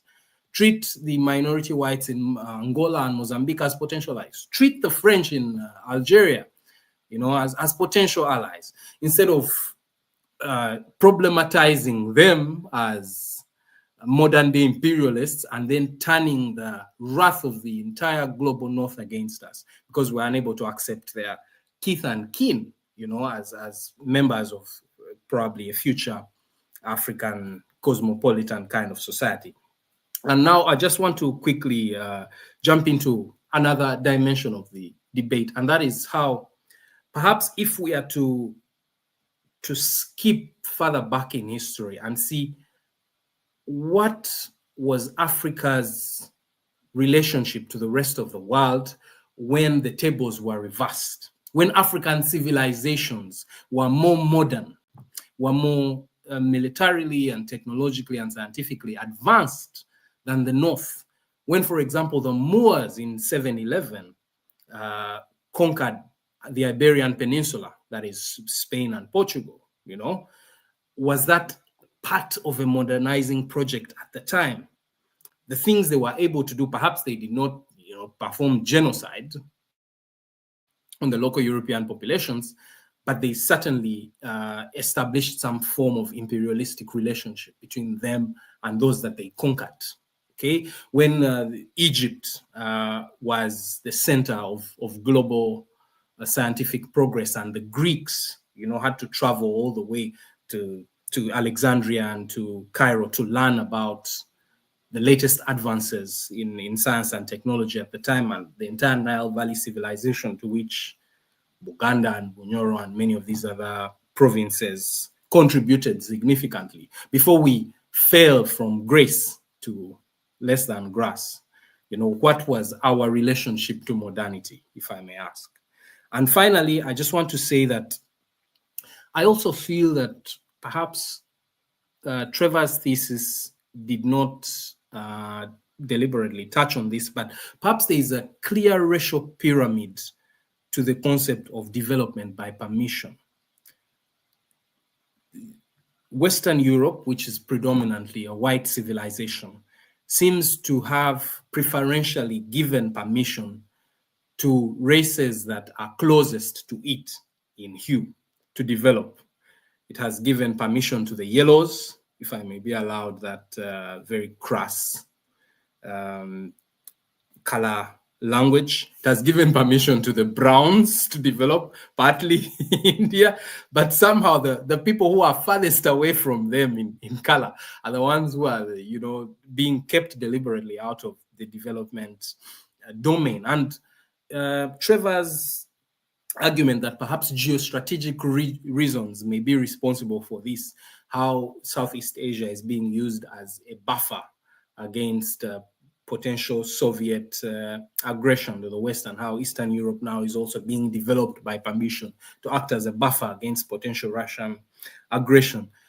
How come that doesn't apply to the Caribbean? How come that doesn't apply to Haiti and all the Barbados and Bahamas and Grenada? How comes those societies, which are almost predominantly Black, were not given permission to develop for geostrategic reasons? If anything, they were deindustrialized and attacked and bombed and kept as poor and as subservient as possible. So I feel that there is definitely a racial angle to this, which, we may be justified in saying the Obotes and the Nyereres were right in their bitterness, at the risk of contradicting myself, Yeah. So, Mazi, before Trevor comes in, I just want to note the point that you make about how that if you've made the concession, Fanon says something at the end of The Wretched of the Earth. He says, as Trevor was saying, that Africa should tense its muscles away from Europe, right? That we should leave this European game alone and try and figure out new concepts, try and permit ourselves to think about a new man, how we can set about a new man, not only a new man, but new societies, right? Obviously, throughout the work and throughout the other works, he goes on and on about what you think about as the inhumanity, more or less what we can think about as the social malaise of modernity, right?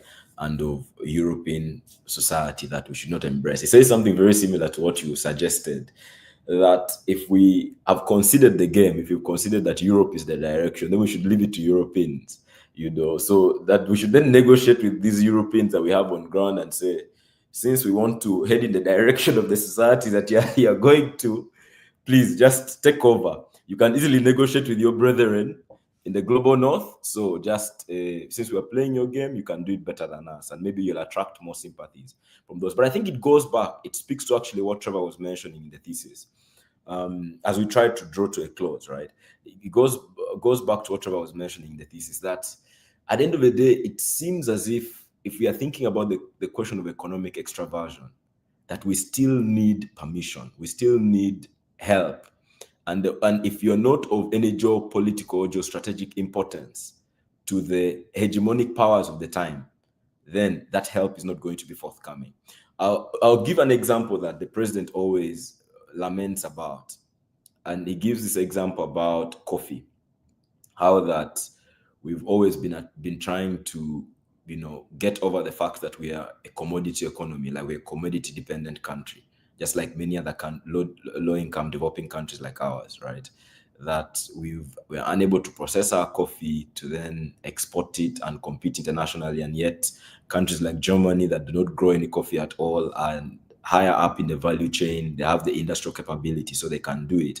And he often talks about the story of how he tried to get Nescafe to come and establish a factory in Uganda, right, in order to do the processing locally where the coffee is being sourced from, and they rejected his request, right? So going back to that point again, what Trevor brings up, to say that we don't have the capital that we need to change, to structurally transform our economies. That structural transformation inevitably depends on external actors. I'll push it more and say, if you think about I was reading more a bit about Ethiopia, right? Now, one of the things that our economies have embraced now is that idea of special economic zones, right? That seems to be the thing that is now gaining much traction in development circles. Now, again, a work of mimicry, right? China did it, most East Asian countries did it. Let's have industrial parks, let's have business parks, right? Now, I was looking at one of the foremost countries, I think, in Africa, in terms of the country that has really mimicked China best in terms of its industrialization agenda. That's Ethiopia, with very elaborate industrial and business parks, right? But it still does not escape this challenge. Now, conceptually, we can argue that that is the name of the game. To develop, you exist in the world, so you should depend on people in the world, right? That's just the name of the game. So the question maybe we should be asking ourselves is, how can we, if fraternal collaboration is absent, how can we then work with, what leverage can we develop to have the rest of the world come to our aid, right? But I was looking at that story, and you look at the fact that to even attract business to these industrial parks, there's competition now among African countries themselves. Uganda is competing for the same business. Kenya is competing for the same business. Ethiopia is competing for the same business. And labor costs are already very high on the continent. One of the problems that they faced as well, and Trevor mentioned this when he talks about the cost, the violence against human beings of attempting to modernize in the direction of Europe and East Asia. One of the biggest problems they are facing in the factories there was the question of labor retention. Very low labor retention rates because of the peanuts that these guys were earning in terms of payments. So a person in Ethiopia would rather go and sell chapatis on the streets, I don't know, maybe injera or some what the food that is eaten there, than go and work in an industry because of the low pay. And yet all our African presidents and leaders are claiming that industrialization is the best way that we can, tackle the challenge of unemployment. So you see that those same problems are still inherent. There's a documentary that I watched called Made in Ethiopia. And it was about the experience of, again, in these industrial parks in Ethiopia, right? And one of the managers of one of the industrial parks was actually a Chinese lady. And she said something to really hint at the fact, not hint, I mentioned it very explicitly, that the problem is that we are not willing to pay the price, right? That if this were Chinese workers on the factory floor, they wouldn't be complaining for the things that people are complaining about. But these guys were living very abysmally, in some of these industries. They were asking for the barest minimum of things that constitute human dignity, right? To be able to survive in these factories, to be able to work the floor, very little money, very bad conditions.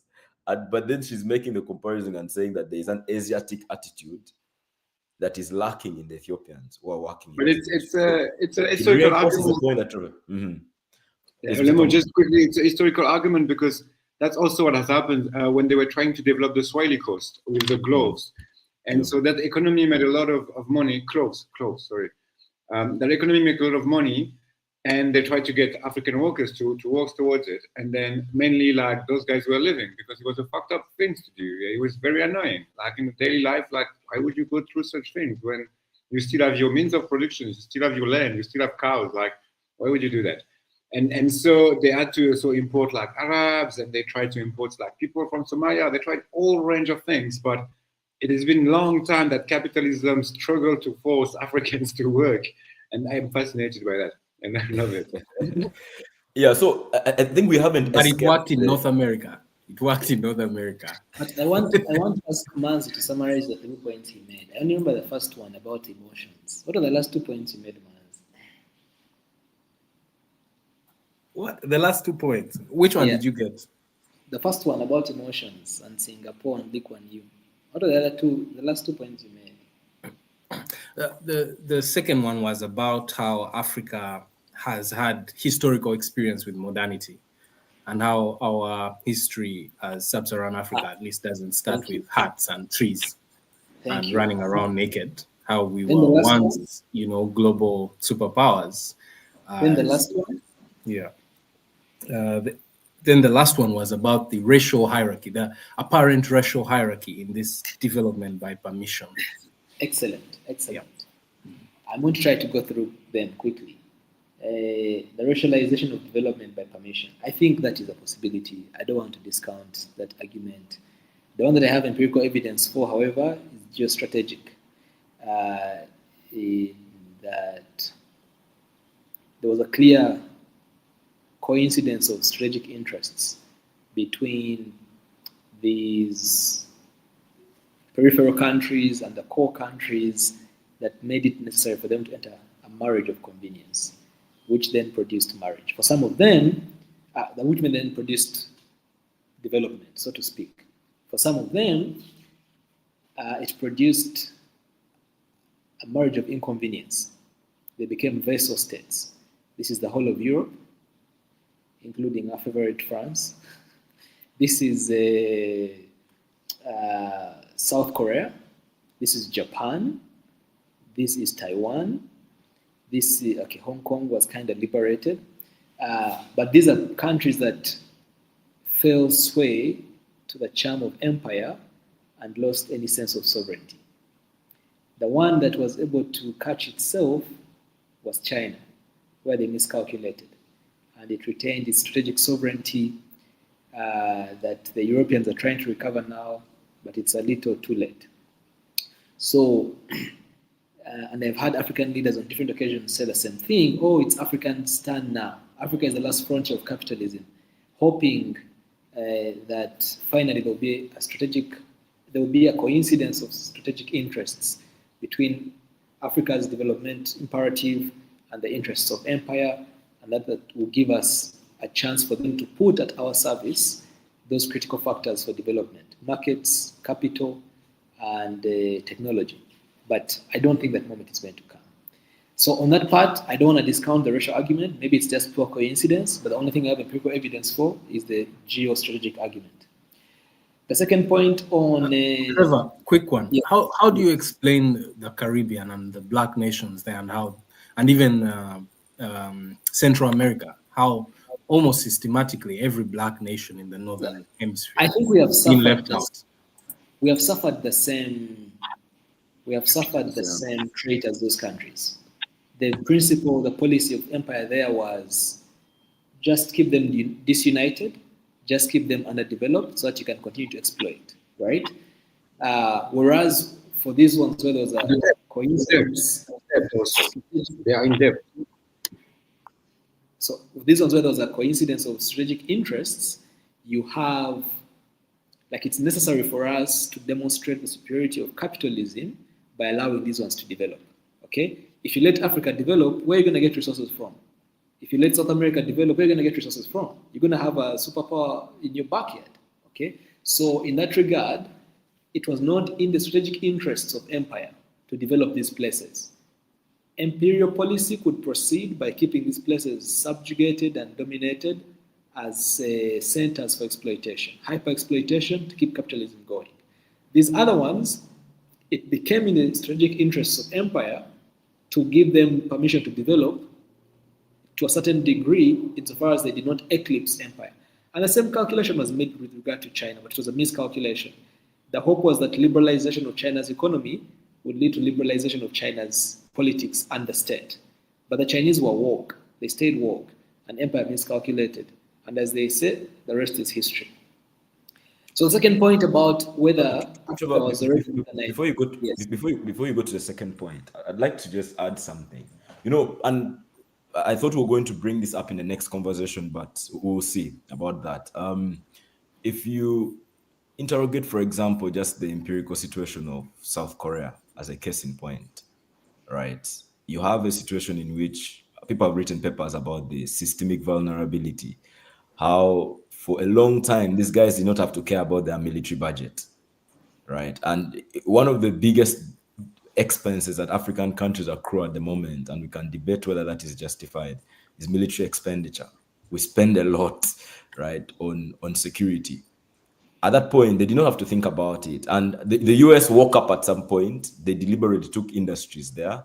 And so it was within their interest that this progressed. But also we have the example of Israel right now.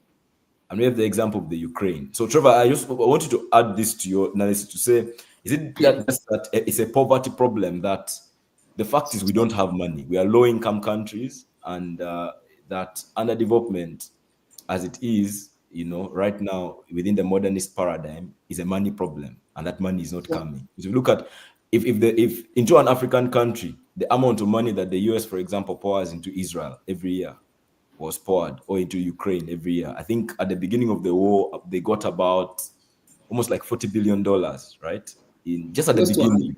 Close to 100 billion, and that eclipsed the development aid that came to Africa. I don't know by some almost 50-fold. So imagine that money went to a singular African country. I can't imagine that country would not overnight look like Singapore. I mean, 100 billion is the entire economy of Kenya, for context, which is our economic powerhouse in East Africa, so-called economic powerhouse. I don't know what they mean. But in 1972, Yakubu Gowon is quoted as having told journalists that Nigeria is producing so much oil that we have more money than we know what to do with. Of course, he was a madman. You know how he ended up. But I was going to make that very point, Olemo, in a different way.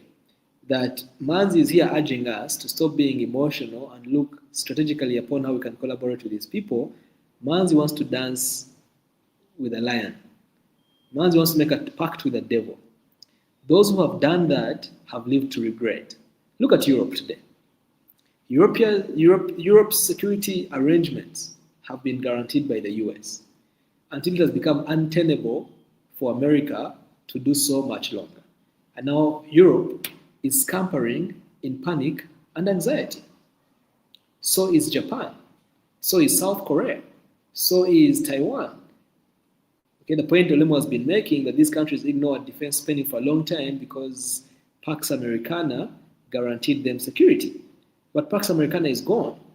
And to empire, you're dispensable. You're only useful as long as you're useful. Once you cease to be useful, they're going to throw you under the bus. Just look at what Trump was going to do to Ukraine early in his term of office. So unless one doesn't appreciate the logic of empire, then you can say things like the ones Luke and you said, i.e., don't be too bitter about them, bring them on board, work on them. Because we've been very forgiving people as Africans. But as long as there's no strategic coincidence of interests, you cannot count on them. But even if you count on them, the chickens certainly will come home to roost. Because marriages of convenience are not principled. Okay? Whoever thought that the US would turn its back on Europe? It was unimaginable. Even if we don't talk about defense and just talk about tariffs, those two economies looked inseparable. Okay? Singapore right now is scampering around for its own security because in this brave new world, they also don't know which alliances are reliable anymore. So they've enjoyed Pax Americana for a very long time, but as with everything that goes up, it must come down. The sun is setting on American empire, and those who took refuge under Pax Americana now must figure out new ways of stabilizing themselves in an increasingly unstable world. So I think it would be short-sighted for us to think that aligning ourselves with former oppressors whose logic of oppression hasn't changed would earn us much. It would in the short term, that's why it would be myopic, because in the long run, the chickens would indeed come home to roost, as they've done in Europe, in Asia, and other parts of the world where people established those relationships. And then finally, the point about whether Africa was progressing before we interacted with the people. So you quote Egypt and the scientific and technological progress we're making ahead of the world. We must separate the idea of progress from the idea of modernity. Otherwise, we shall say modernity has been there since humanity emerged, because we've always been making progress. We discovered fire. I don't think we can call that modernity. We discovered whistling. I don't think we can call that modernity. We discovered caves. I don't think we can call that modernity. Okay? So we cannot equate all form of progress to modernity. Yes, Egypt was making advances in science and technology, but again, if we concern ourselves with modernity as a way of organizing society, as a social order, as opposed to a form, a manifestation, then the logic that underpinned Egyptian society in those times is very different from the logic that underpins Egyptian society today. This one is a modern logic. That was a whole different logic. And so modernity must not be seen for the form, right? Because that form is common to all epochs of human history. There's going to be some progress because innovation from which change comes is born of necessity, right? Today, I'm tired of eating fruits, or tomorrow I'm throwing stones around, I see some fire, I start cooking my food. I'm tired of chewing hard meat because I cannot digest it, I burn it. Whatever problems you face, when you solve them, you're innovating new ways, new processes, new methods, new solutions, new ways of doing things. So that is not a prism of modernity. Progress is not modernity. Progress is common to all epochs of human history. So we mustn't reduce or equate progress to modernity. So you're welcome to be emotional about Africa, about former oppressors, Manzi. That is okay. You can enter into pacts with them, but I think we have contemporary examples of how that ends. Even if we don't go too far into the present, you know how Mobutu ended, our friend Idi Amin ended, because that man was installed by the Israelis and the British here. Mobutu obviously installed by the CIA, and all other lackeys of imperialism. Those who thought they were too smart, the clever blacks. No, for us, we can work with them, they can be nice. Man, a snake is a snake. It will poison you, kill you, and swallow you. Trevor, I think you're being reductionist. Mobutu wouldn't say that. Neither would Idi Amin. There's no man in my argument. All right. None of them would say so because where are they? Where did they end up? Except Mobutu, all of them died in exile. But these were the custodians of empire on the continent. I think there's a difference between a constructive partnership and just being a stooge. But it can't be there because you're a stooge.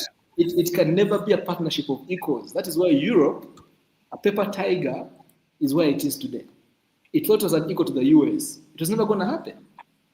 So when they start saying now pay up 5% to NATO of your GDP, Europe, what you think is rich, is looking for the money is not there. Japan, that we thought, second largest economy in the world. I don't know if you know the story of Japan's constitution and who wrote it and how it was dictated. The structure of the Japanese state, right? So the constructive partnership can come in a short term, but in the long term, the chickens will come home to roost. Now, the Chinese understood this, and they put up a formidable defense of their sovereignty. And they're fighting a valiant war of resistance against empire. Now, they may become empire themselves eventually, or they may lose the war, but at least they were not stooges, they did not sell out. So we salute the unyielding spirit of Chairman Mao. We salute the unyielding spirit of Comrade Deng Xiaoping, Chairman Xi, for their foresight not to sell the sovereignty and aspirations of the Chinese people. We know who is the Chinese stooge now. All right. So I think the discussion has been going on for over 2 hours. Anybody who would have followed the engagement up to this point will be wondering, do these people have solutions? But I think I always go back to something that Dr. Lushaba mentioned in one of the talks. I believe we attached it, that whenever Africans try to gather and engage about what the problems are, people are very quick to point out that you're not giving us solutions, and it's that rush to think about what's the way out without thinking about what is, right? That normally lands us in the place of wrong prescription. So I think having that conversation again, to go back to the start of reading the world, trying to understand, right? That step is very, very critical. So to that person who is at 2 hours, 3 minutes of the conversation, I think that should help your mind, right? There is utility to understanding problems accurately before we can seek interventions.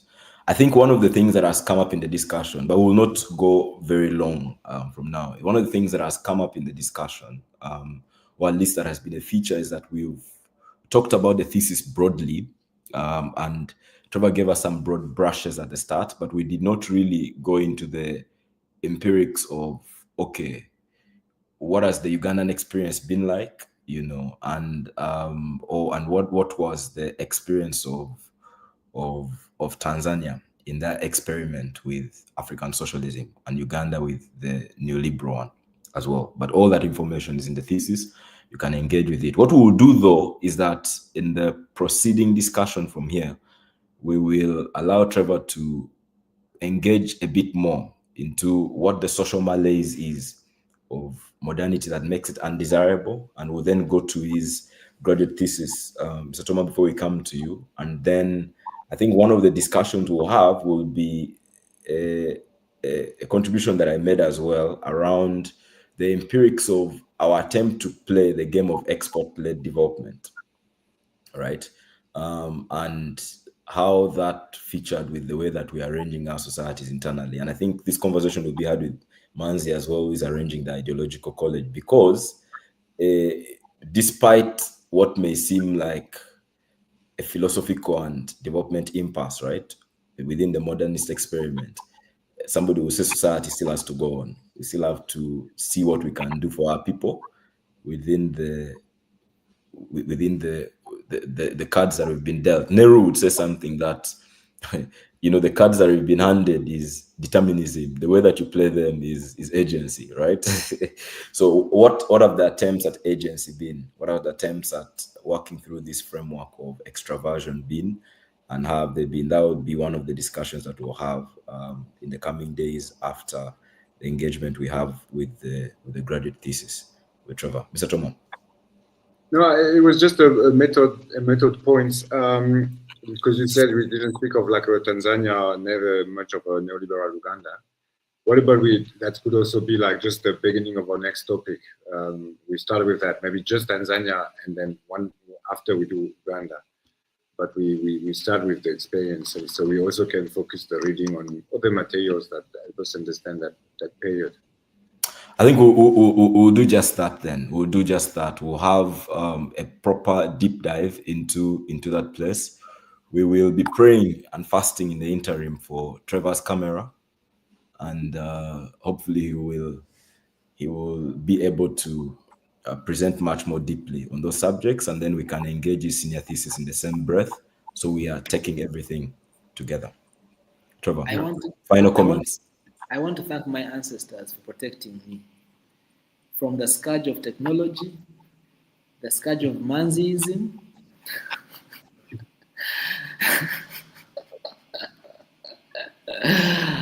I have tried to fix these technology problems, but the ancestors seem to think otherwise. Your version to modernity has occasioned this on you. If you are more friendly, at least Taiwo wouldn't call me a hypocrite. Yeah, I'm living out my resistance. You decided to stay in the cave. I'm living out my resistance. Taiwo wouldn't call me a hypocrite. But no, thank you all for the spirited contributions, the critical contributions, engaging constructively with that work. It's not work that I'm very proud of. I was young and impressionable, but it was foundational intellectually, and I think it makes for informative reading, as it has made for a good debate today. I just want to say we need to stop fearing alternatives. Modernity is very young, maybe like 300 years, but we have been here for so long. So the fear of alternative social order, we should stop being cowards. I know that is a natural inclination, self-preservation, but fortune favors the bold. And the future belongs to those who believe in the beauty of their dreams. Let's not be cowards. Let's not be non-dreamers. Let's not be not bold. Thank you. Thank you. All right. I think Manzi, a comment. No, I just want to say thank you to all. It's been very informative, very enlightening. I think there are many issues that have been left untouched, but that is the beauty of such conversations. We whet our appetite for the next one. All right, then. We'll call it a day for now. 126 actually. Let us play this game. We will again covet your engagement in the next and upcoming conversations. This platform is not going anywhere, and we are still Special committed to Tanzania, the guys. Next one, special Tanzania. What's happening right now? The thesis of we have a lot to discuss. Sure. We're not going anywhere as long as we have breath in our lungs. We remain committed to this task of enlightening our minds and building pathways from where we are. And by the way, Mamdani used to do that with Museveni himself. What we're doing right now, those reading groups and modernity and stuff, he speaks about it in the book. It's the very same thing that we're doing. We'll pick up from here in the next conversation.